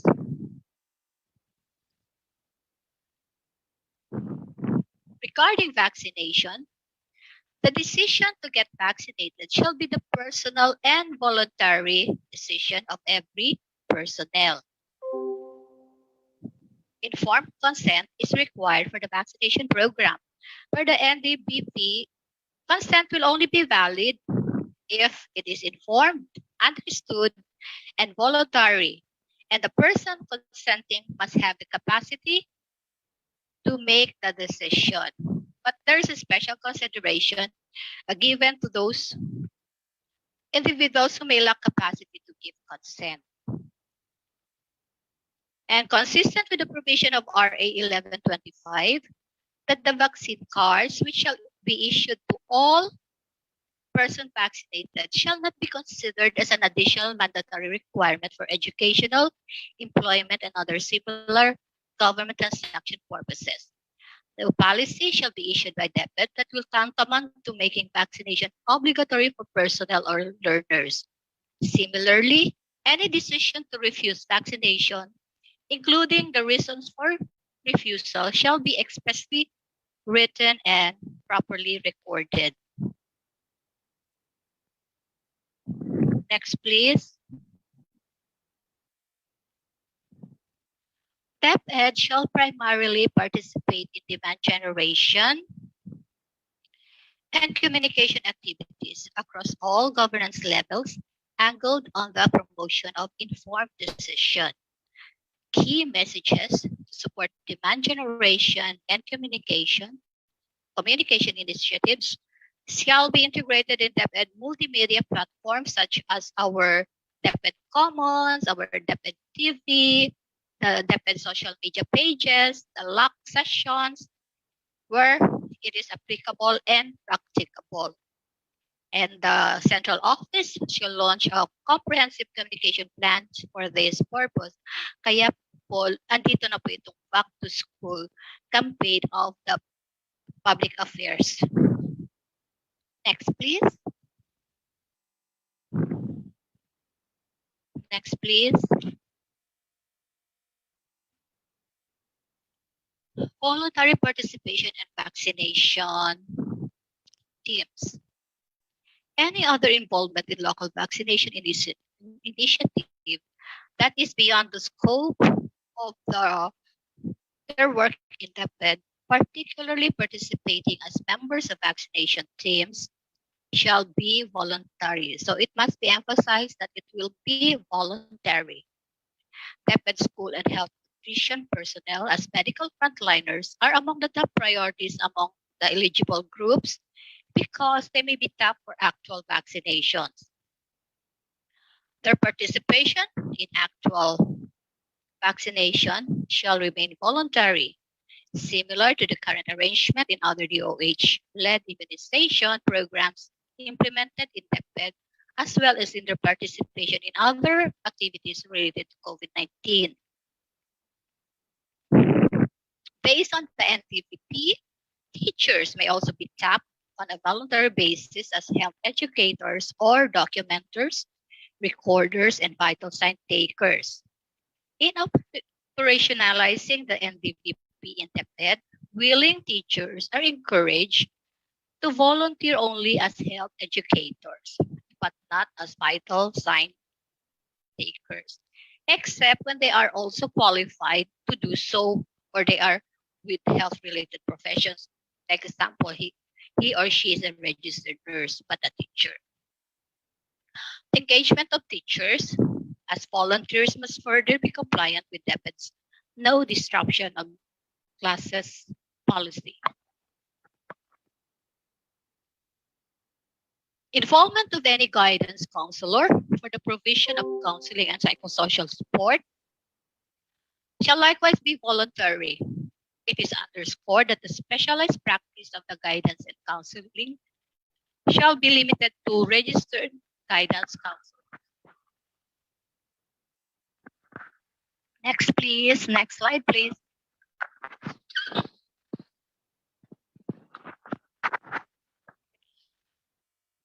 Voluntary participation of DepEd personnel shall not prejudice the work in DepEd. As in the case of teachers, no classes shall be disrupted. Further, such participation shall be approved by the respective heads and offices through a written endorsement to the LGU. It is emphasized that DepEd will not do its own vaccination. DepEd personnel will only participate in vaccination initiatives led by the LGUs, either as members of the VOC or the vaccination or organizing centers or as volunteers of the vaccination team.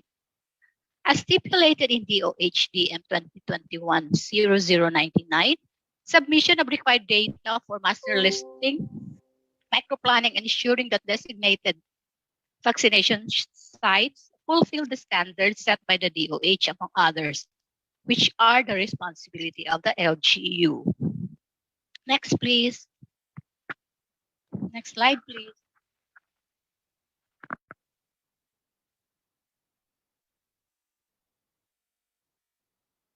Aligned with the DepEd's policy and engagement of its personnel. For LGU COVID-19 initiated activities, DepEd volunteers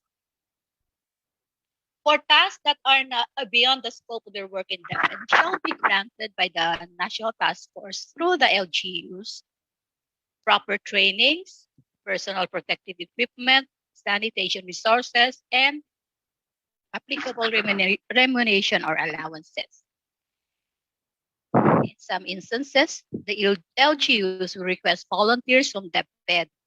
In other circumstances, DepEd personnel may initiate to volunteer to their respective LGUs. Either way, the SDS shall ensure proper coordination with the LGU for such necessary arrangement, including the schedule of deployment. The SDS shall prepare a written endorsement to the LGU where the responsibility and the protection of the DepEd personnel are clearly stated. The LGU's acceptance of such endorsement shall be expressly written and recorded.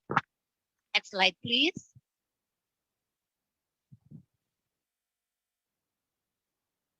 The safety of the DepEd personnel shall be the utmost consideration in their participation in the program in whatever capacity. Participating remotely or virtually whenever possible shall be the top option.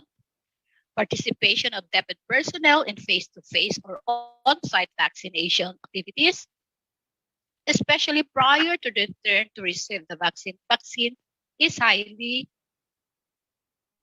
discouraged. Concerned units across all governance levels shall explore the feasibility of additional monetary and or non-monetary support for DepEd volunteers, subject to availability of funds and existing rules and regulations. Relevant provisions in existing issuances on employee welfare and allowable remunerations shall be reiterated. Next, please.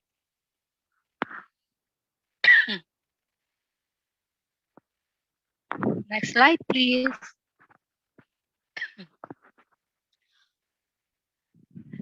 Subject to availability of funds and relevant DepEd issuances, provisions for communication and transportation expenses for DepEd personnel, especially health personnel, performing duties in line with DepEd COVID-19 response that are within the scope of their work, including DepEd activities related to the operationalization of the NDVP in the department may be provided. Next slide, please. Now let's go to the coordination for the use of the schools. On the use of school clinics and other identified areas in the school, it may be the covered courts, the makeshift tents set up in open areas, multipurpose halls, or large offices in the schools as vaccination test centers or implementing units based on the NDVP, the provision, the OM OSEC 2021-03003, titled The Use of DepEd Classrooms and Other Facilities as Vaccination Centers are reiterated. The same process that applies on the use of schools as quarantine or isolation facilities shall be retained. Next slide, please.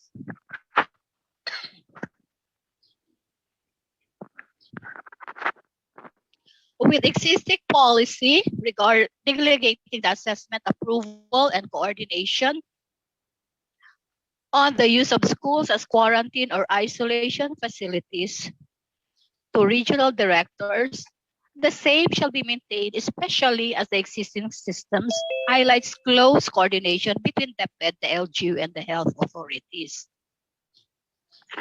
The same terms and conditions to be entered into by DepEd and LGUs as attached to OM OSEC 2020-004, which is the guidance to regional directors for action on request by local government units to use DepEd schools and engage DepEd personnel and activities related to COVID-19 shall be adopted by the field officers for the use of schools for vaccination purposes. For local governments with whom there are already existing terms and conditions or memoranda of agreement, the use of schools as vaccination sites may be treated as an addendum to the TAC or the MOA. Next slide, please.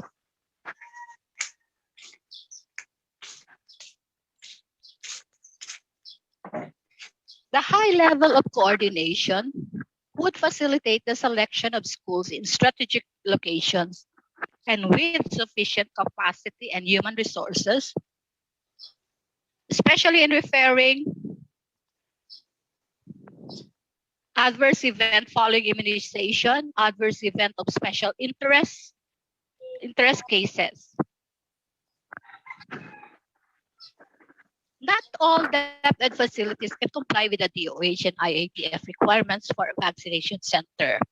Thus, the opinion assessment of the DOH through its designated authorities must first be sought on the suitability of a facility as vaccination center. DOHDM 2021-099 provides that LGU and healthcare provider networks in the zones shall ensure that designated vaccination sites will fulfill the standards set by the DOH, while the regional VOC shall ensure readiness of identified vaccination sites by providing technical assistance, corrective actions, and conduct of simulation. This is also consistent with the NDVP, which stipulates that LGUs shall ensure that all implementing units adhere to the protocols required for an implementing unit or vaccination post or site. Next, please.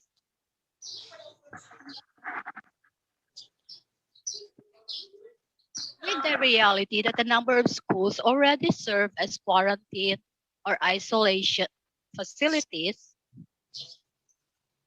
health and LGU authorities must select between using schools for quarantine, isolation, or for vaccination purposes. The simultaneous use of schools for both purposes is not recommended. Consistent with the pronouncement of the President, the use of schools for vaccination activities shall be the last resort. This is also consistent with the spirit of the RA 10-821, which instructs that schools can only be used as an evacuation center as a last resort to allow for learning continuity and the displacement of learners and personnel from schools in times of emergencies, and which likewise guided the use of schools for quarantine or isolation facility. DepEd position and the limited use of schools for vaccination is also informed by plans for the resumption of face-to-face and school-based engagements. Schools in areas which are candidates for the resumption of feasible limited face-to-face learning shall be explicitly be excluded as possible vaccination sites. Next, please. Next, please.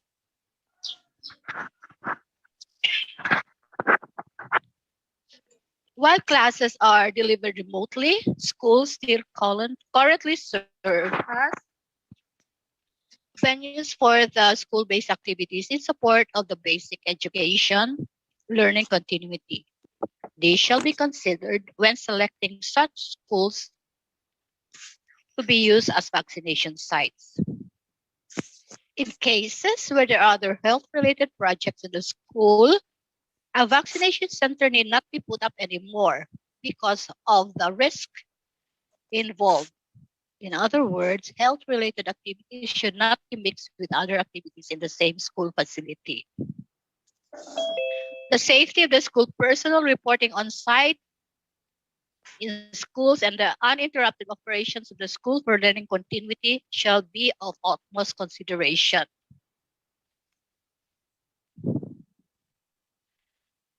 So, next would be the updates in the national directives that have implications to DM 28. So, these updates are based on the information gathered through our participation in the following activities. It started on May 18, 2021, where there was a town hall activity with the DepEd School Health and Nutrition personnel. This was followed on May 19 by the meeting on master listing of the national government agencies called for by the NVOC. Then, on May 28, there was a capacity building for COVID-19 vaccination to national government agencies organized by NVOC. And in May 31, there was a follow-up meeting of DepEd, the STG-TG Immunization Program representative in the NVOC Secretariat. Next. To summarize the updates in the national directives, for DM28 series of 2021, it says that the ITF has identified frontline personnel in basic education and higher education institutions and agencies as part of the priority group A4-11 as the resolution on number 110 series of 2021 together with 16 other industry-specific subgroups, whereas the more detailed list will be issued by the National Economic Development Authority, or the NEDA. And then today, it was decided that basic education personnel are no longer a separate subcategory, but are now part of a single category A4, together with the rest of the government workforce, which was previously categorized as B2. So from B2, naging A4.11, naging A4 na lang po talaga ang category ng DepEd teachers and personnel.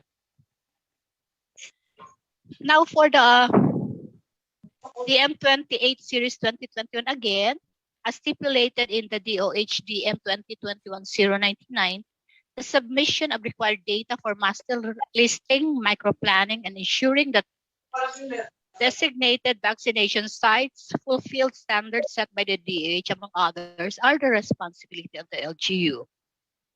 It has been decided, as an update, that the NGAs are now required to do their own master listing and even enjoined to prepare their respective microplans. Going back to the M28 Series 2021, it is emphasized that DepEd will not do its own vaccination. DepEd personnel will only participate in vaccination initiatives led by the LGUs, either as the members of the VOC or as volunteers in the vaccination team. However, it has been agreed upon that NGAs now have the option to either establish their own vaccination sites and mobilize their own vaccination team.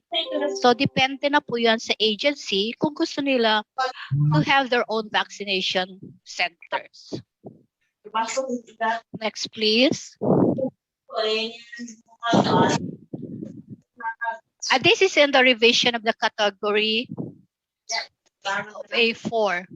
So, makikita po natin, hindi lang po yung teachers ang kasali sa A4. It will include the DepEd teachers and educational support personnel, as well as cleaners and janitors. So, employees in government agencies and instrumentalities, including government-owned and controlled corporations and local government units, and the informal sector workers and self-employed who may be required to work outside the residence, and those working in private household are already included in this category. Next, please. Next, please.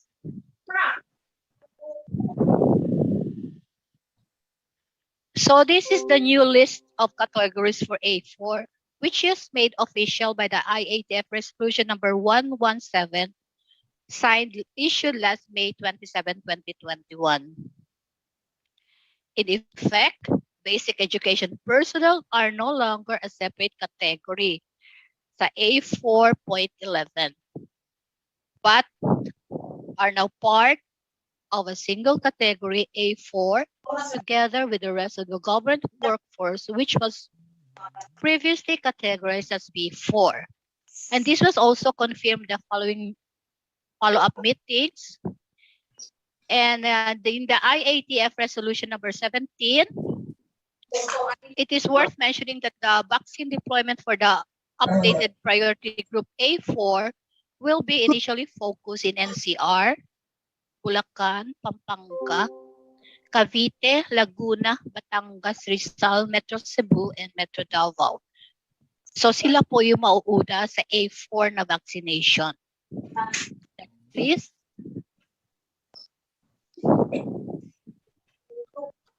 Next, please.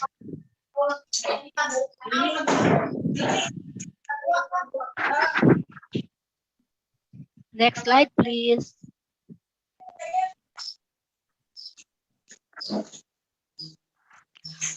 Also included in the master listing will be not only the permanent personnel, but we also include the job order personnel, contractual personnel, and consultants.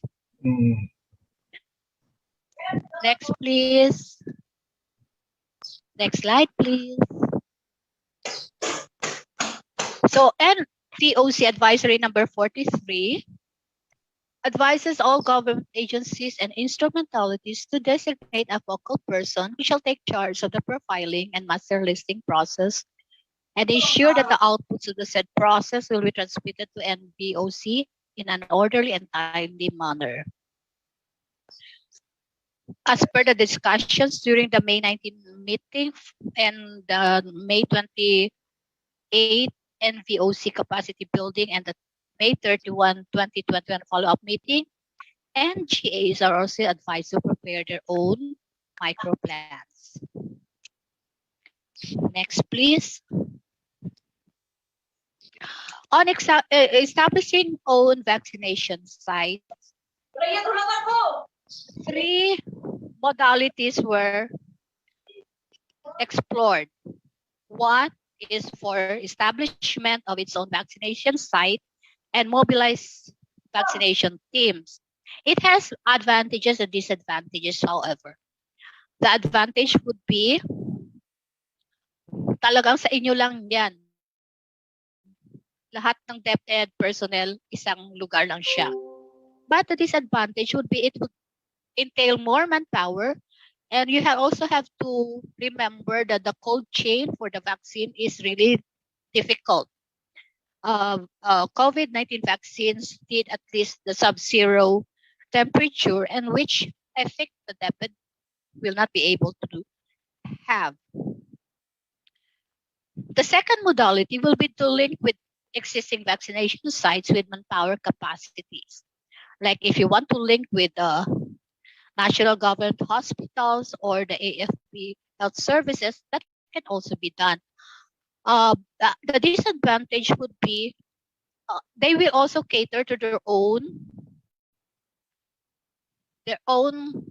personnel. So parang mangyayari, mahahati yung yung site nila.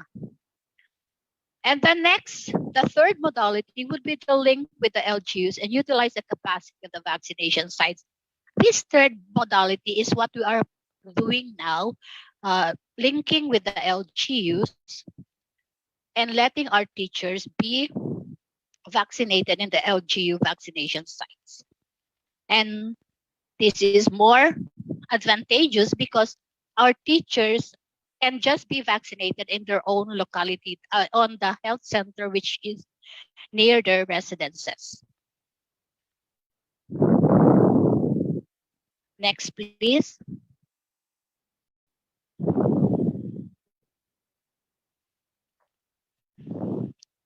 So the having our own vaccination site was the modality would have been yun sana yung gusto ng iba, but however consultations from the central office to the regional level and the division level,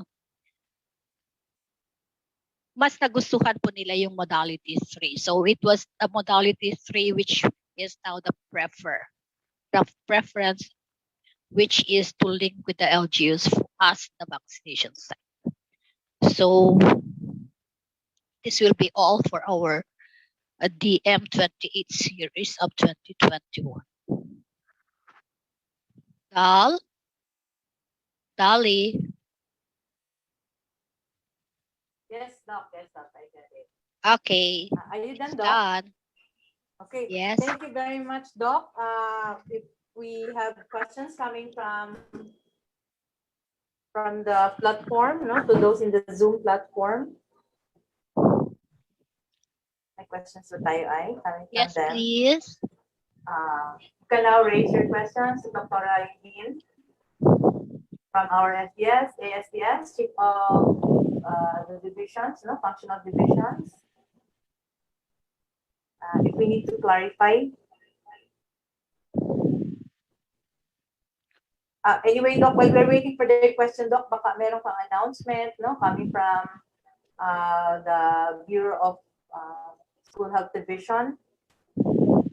Please proceed. Yes. On June 11, there will be an activity for our vaccination champions, and there's already a list of those who will participate, but we will disseminate it this afternoon.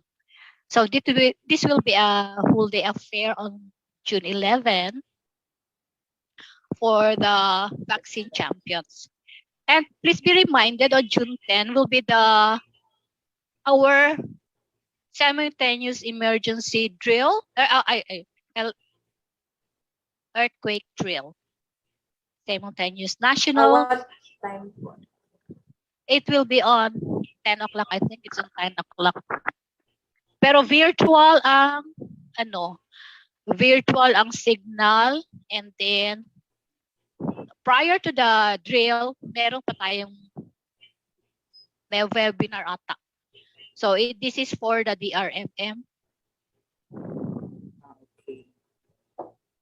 Sige, Doc, while we're waiting for the rest to ask question, no, there is a query here also from the PITAN division. It was mentioned during our previous webinar that basic education personnel are no longer a separate subcategory A411, but are now part of a single category A4, together with the rest of the government workforce, which was previously categorized as B2. However, in the latest DILG Memorandum Circular 2021-057 dated May 31, 2021, teachers and other government personnel are still in the B1 or B2 category. How do we reconcile this? Kasi baka yung DILG-MC ang sundin ng LGU during vaccine rollout wherein nasa B1 or B2 ang teachers or government workers. Pakahula po kasi hindi updated ang DILG, but for the DOH, hanggang sa nila, sa local level nila, na-change na po yung category. DepEd is already included in the A4. So, but we'll just refer this also to central office para di ma-follow up po nila itong DILG na issuances. But basically, we now belong to A4.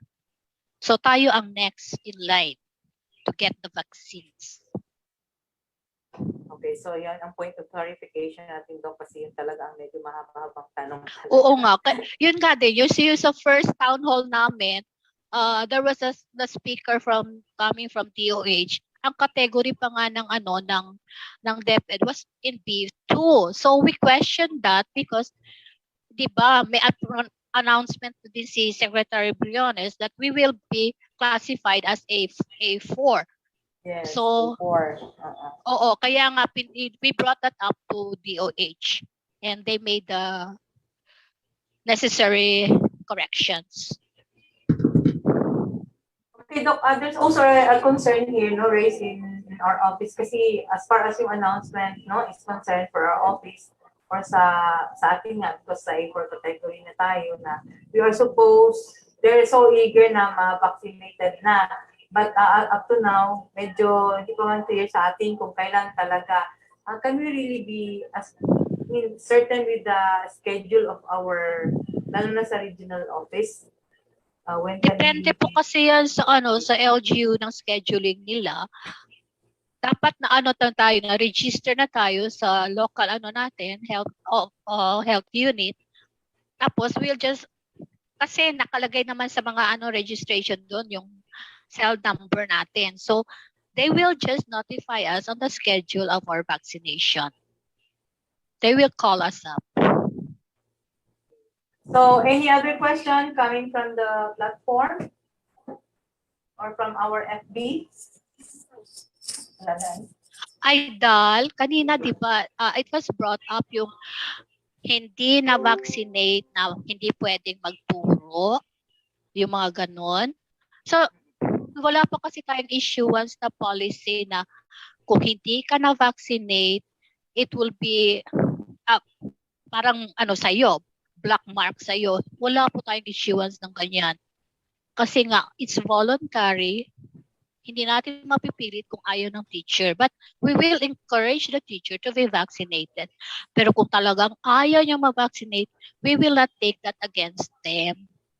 So, hindi po itong sabihin na ma-exclude siya sa lahat ng mga maaalis siya sa ating employment. Hindi po.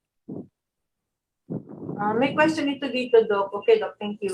Meron dito, from Leon dito, totoo po bang may waiver or consent before vaccine? Then, why do we Yun have yung sinasabi, yun yung sinasabi ni Dr. Karay kanina, the informed consent. It's part of the the vaccination process. Kung naano niyo ni Miss Crystal, di ba? Nasa ano yun sa steps in getting to be vaccinated, kasali po yung informed consent. Here's another question, Doc. Jake Gomez. Hello po, I was diagnosed of kidney stones. Can I take medicines prescribed by the physician last January? I still feel pain until then. Is there a need for me to get vaccinated because I'm afraid to have one based on my health status? Yun na nga po, kasi before you will be vaccinated, one of the steps would be yung screening. I-screen ka din ng health personnel if you are qualified to be vaccinated. And kaya nga po, if you have mga reseta, dalhin po ninyo para makita ng doktor doon kung ano yung mga reseta na iniinom ninyo. But nasabi na rin ni Dr. Excuse me, sorry Dan. Nasabi na rin ni Dr. Karay kanina, hindi naman yun siya contraindication to be vaccinated. The main contraindication will be if you have an allergy to the vaccine itself. So no na talaga, hindi ka bibigyan ng vaccine if you are allergic to it. So, Doc, baka meron pang clarification from our DM28 series of 2021, lalo na sa ating mga health workers, no? Ating mga nurses and other mga medical group sa ating mga schools division offices. I think it's now time for you to raise your question. Yeah. Kaya, as again, it was reiterated that our participation in this deployment plan would be voluntary. It will be reiterated, voluntary yan, walang sapilitan. So, if in case the LGU requests for the services of our health personnel, sino lang sa kanila, sa ating mga health personnel ang gusto, yun ang isasali natin. Pero hindi pwede na the LGU will demand that the 15 nurses will really be included in the vaccination team. No, it will not be. Kasi voluntary lang po.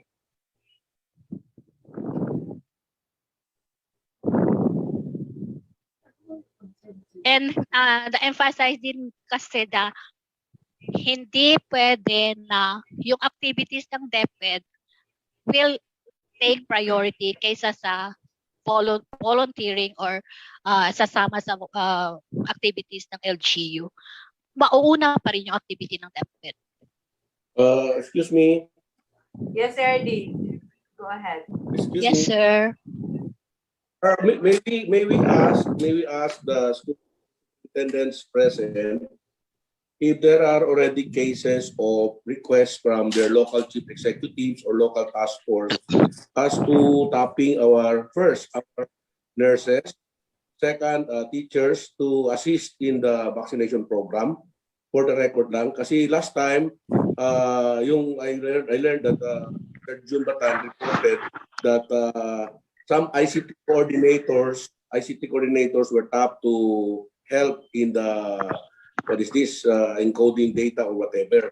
So now in the vaccination program, may we ask if they or any of the divisions have already request or cases like requesting for voluntary? Because I learned in Zamboanga del Norte, the provincial government asked the help of the nurses enlisted as Bureau of Fire personnel, no, na tap na sila. So I don't know. So for the record lang, para malaman natin, can we ask any of the superintendents? Isabela, wala sir. We will not tap. Isabela City. We will not Isabela, tap. wala. ARD, SDS, Okay. Mr. Batan. Yes, Fernandez is recognized. Yes, Sir June. Okay. For- Yes, Sir June Batan. Go ahead po.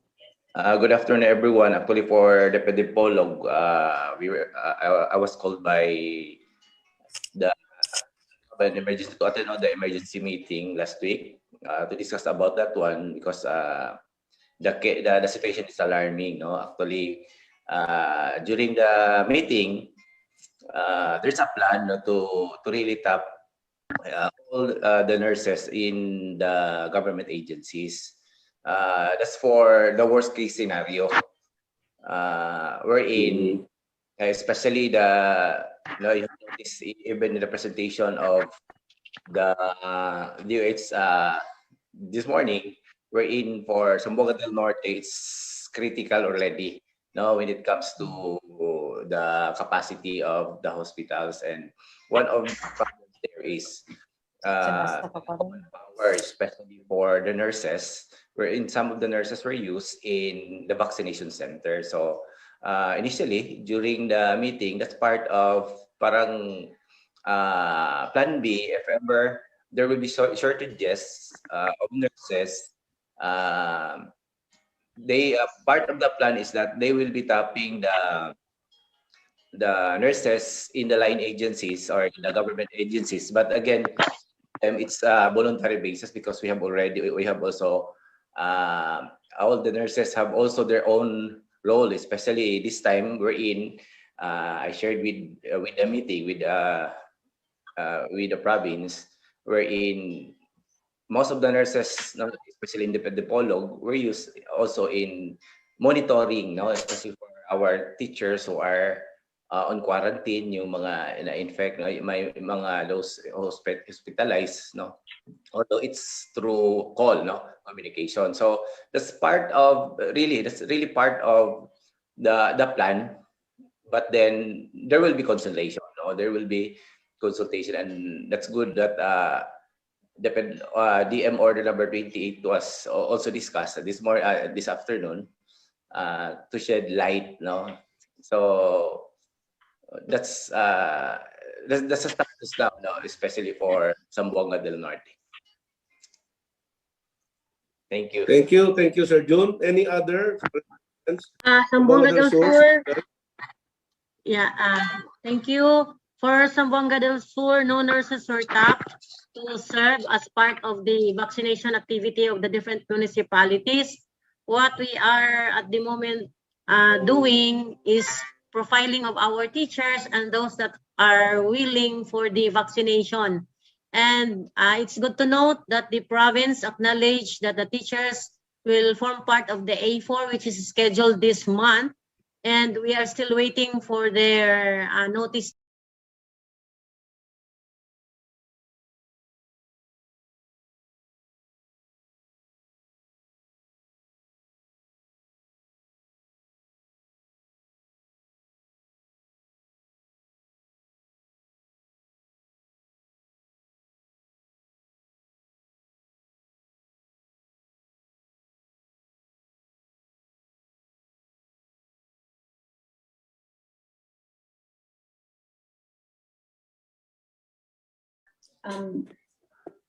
DepEd Zamboanga del Norte, sir. Zamboanga del Norte. Yes po. Can we ask our SDS to open their cam when they're talking? Meron na, Del Norte. Yes, sir. Thank you very much po. As regards Zamboanga del Norte, we have the same experiences with the Polog City. Just the other, I myself, together with Dr. Okupe, attended to a meeting which was called by the provincial government as regards the dilemma which the province is facing in terms of the rising cases of COVID or positive. And they presented to us their need for additional nurses to serve at the hospitals and also to serve at the hospitals. And we already have informed the province that the personnel, or rather the nurses of the DepEd could only serve in a voluntary manner. And they understand that they during that meeting, it was agreed that they will just inform or rather send a letter to the Department of Zamboanga del Norte Division as our basis also for disseminating the information that there is a need for volunteers, but we emphasize that it would be impossible to have them serve at hospitals, but rather in case there will be volunteers from our nurses, the DepEd Zamboanga del Norte, it would probably be just serving at our vaccination centers because beforehand, there was already that campaign about our vaccination champions, where there was that encouragement or rather a call for volunteers from our nurses. And I am told as per report that we have gathered, there are some nurses in other municipalities within the province who serve also during the vaccination period for a certain number of hours as per report that we have gathered. But insofar as us submitting our nurses for to serve as volunteers, individual na lang po, and so far sa province, wala pa kaming na we have not engaged in it yet. To serve here in the vaccination site that is managed by the province. But in the municipalities, we have gathered na meron pong mga nurses tayo na nag-serve po doon from the DepEd. But we emphasize during that. Thank you. I say, volunteer lang po ang saganang atin. Thank you very much. Yes, yes. Good afternoon. Good afternoon from the Pitan. Yes, the Pitan. Okay, as of today, ERD, the city DOH did not submit or did not request our school nurses to be volunteer during the vaccination. So, based on the report by our school division nurse, the city government did not ask any help as from the DepEd nurses as of today. So probably if the vaccination will happen for all our for all our teachers, probably they will need our help, and we are also extending our help to the city DOH. So as of today, no request yet from the city DOH. Thank you. Thank you. Thank you. Good afternoon. Zamboanga City. Yes, Zamboanga City, sir. Good afternoon, ERD. Good afternoon, fellow superintendent, assistant superintendent, and everyone on the platform. For Zamboanga City, there was no formal request yet coming from the City Hall as to the utilization of the services of our nurses. So if ever there is, we would still we would cooperate, provided that we follow the guidelines set by the Department of Education. Namely, it must be on voluntary basis. So the only participation that the nurses of Zamboanga City have is through advocacy only, and then the preparation of the listing also for those who will be vaccinated. That's our only participation in the fight against COVID in Zamboanga City when it comes to the vaccination phase of the fight of COVID in Zamboanga City. Yun lang po ang participation namin sa Thank you, sir. More on advocacy and then the preparation of the listing for the vaccination of our teachers and other personnel. And some, or if not all, all of our nurses will already have completed their second dose of the vaccination. And as reported by Doctora, they have initial talk with the City Health Office. If there will be if ever they are going to request the participation of our nurses, it will only be confined to the taking of BP, something like that. Yun lang ang magiging participation. So it's not the vaccination actually, because there will be training, and also they need to don also on the protective suit, and we do not have that. That's all for Zamboanga City, Sir ERD. Yes, thank you. Yes, thank you. Zamboanga, Pagadian City na lang, wala pa? Pagadian City? No comment from Zamboanga City. Okay, thank you for that, Sir Mandal. So I asked that question because I want to reiterate, no, section or item number 20, voluntary participation in vaccination teams.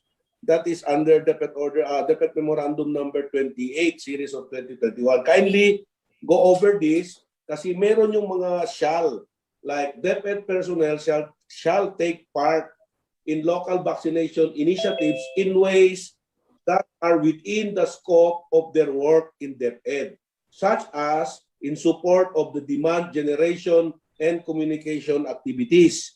Shall yan. So kaya sabi ko, tama yung sabi ni Sir Roy na sa info campaign, no, dissemination, dapat tulungan talaga natin diyan. Diyan mas yan, no? Kaya nga I ask Ma'am Dalia to ask a copy of the infomercial, some flyers so that we can also disseminate the right information. And for our school health personnel to also study this DepEd memorandum so that they are abreast of this and they can also speak during LAC sessions. No, they can also educate our teachers. And then, in represent DepEd in the respective vaccination operation center per governance level. In the case of the health and nutrition personnel who may have been designated by the heads of their offices, or integrating vaccination promotion through the lessons that they deliver to their learners in the case of teachers. However, specified there, any involvement in local vaccination initiatives beyond the scope of their work in DepEd, particularly participating as members of vaccination teams, shall be voluntary. Yun, we'll do away with volunteer. Volunteer kasi, sila ang nag-volunteer. But voluntary is they were asked, and if they will participate, that is voluntary. They are not mandated. No? Letter I hope you will see letter I, letter double I, Roman numeral, how do you read this? The DepEd school health personnel as medical frontliners are among the top priorities among the eligible groups because they may be tapped for actual vaccination. Their participation in actual vaccination shall remain voluntary. So, kung ayaw nila, hindi sila pwedeng pilitan, no? Pilitin. Kasi minsan sa mga provincial divisions, ang municipal level, ang mga mayor, very talaga, no? Nag-asking. So, I hope that the district supervisors as counterparts ng superintendent sa province, dapat i-empower din sila and alam din nila yung proseso para ma-engage nila yung local chief executive sa municipal level ng maayos. Hindi naman sila ma-interpret kasi we are following guidelines. Okay? Based on the NDBP, double I2, teachers may be tapped on a voluntary basis as health educators or documenters, tama, recorders, and vital signs takers. In operationalizing the NDP in DepEd, willing teachers are encouraged to volunteer. Ito na yun. Kung willing naman sila, but they were not asked, pwede sila mag-volunteer. But, maganda dyan, pagdating mo sa letter B, voluntary participation of DepEd personnel shall not prejudice, no, their work in DepEd. Hindi nila pwedeng, hindi nila gawin yung primary task sila sa DepEd tapos mag-volunteer sila doon. Yun. So again, I'm inviting everyone, superintendents especially, to go over this, no, ABC and the sub-items thereat. Kasi meron talagang specific things that we can do, that we must do, and there are also things that we must do. Okay? So, and then, yung sa governance level, I don't know if Doctora discussed this regarding the use of the schools of ganun pa rin yung una. When they want to use the school, it will be the school head who will really talk to the barangay or municipality mayor na tapos recommending approval ang superintendent, approval ng regional director. Gaya pa rin yung ng ating mga guidelines on the use of schools for isolation and quarantine. I just want to emphasize this kasi marami tayong naririnig na mga nagre-request. And for the division office, doon sa page item number 23, responsibility of governance level. Under number 25, andyan yan, the SBO, kung anong mga gagawin. So please go over this and be guided accordingly. Kasi this will be your guide in dealing with our local officials, local IATF. Ipaalam lang sa kanila, if it is within the bounds ng provisions na ito, ganun yun. Then ito naman, number 26, please disseminate this properly to the school heads para alam din nila kung ano yung mga pwede nilang gawin. Ganun lang. I want to give emphasis on this kasi ito yung mga kailangan natin i-disseminate. I know there are school heads, district supervisors who are on the platform or in the Facebook, no? Kindly be guided, no? It's really better to go over because we play a special counterpart, no? To address in really implementing this vaccination program. Kami naman nasa number 24 as far as the regional office is concerned. So si Doktora naman dito and the Health and Nutrition section, the ESSD shall spearhead in our compliance with letters A, B, C, D, and E. That is on page 10. So para mabigyan talagang halaga ng activity na ito, I hope that everyone shall be guided, proper information shall be disseminated, and properly implemented. So that will be all for my part. Thank you. Thank you very much, ARD, for the clarification on some issues, particularly in the provisions stated in the DepEd Memorandum number 28 series of 2021. So I hope it's all well taken by our concerned school division superintendents and other Yes, talaga, Dalia. Ma'am Dalia, Yes, talaga, basta pagpasok na ng deployment, national deployment and the vaccination plan, ito talaga ang guiding principles or guidelines ng ating mga school heads, ng ating mga plan. So kailangan din ng konting plan. The school heads can perhaps disseminate this information to the parents whenever there is small gatherings in school para naintindihan nila lahat yung programa. I hope that the DOH already gave their infomercial so that we can already distribute that to the field. No? Thank you.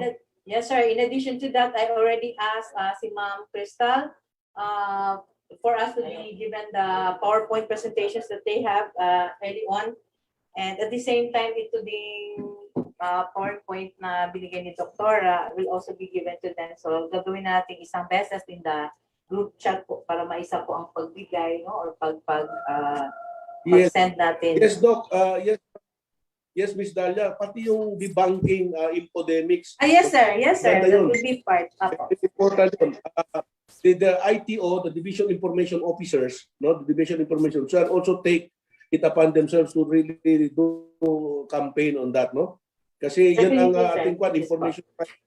There are a lot of really information going around and we do not know anymore which is true and false. Yes, sir. Yes, sir. Definitely, this will be done by our Division Information Officers. And at the same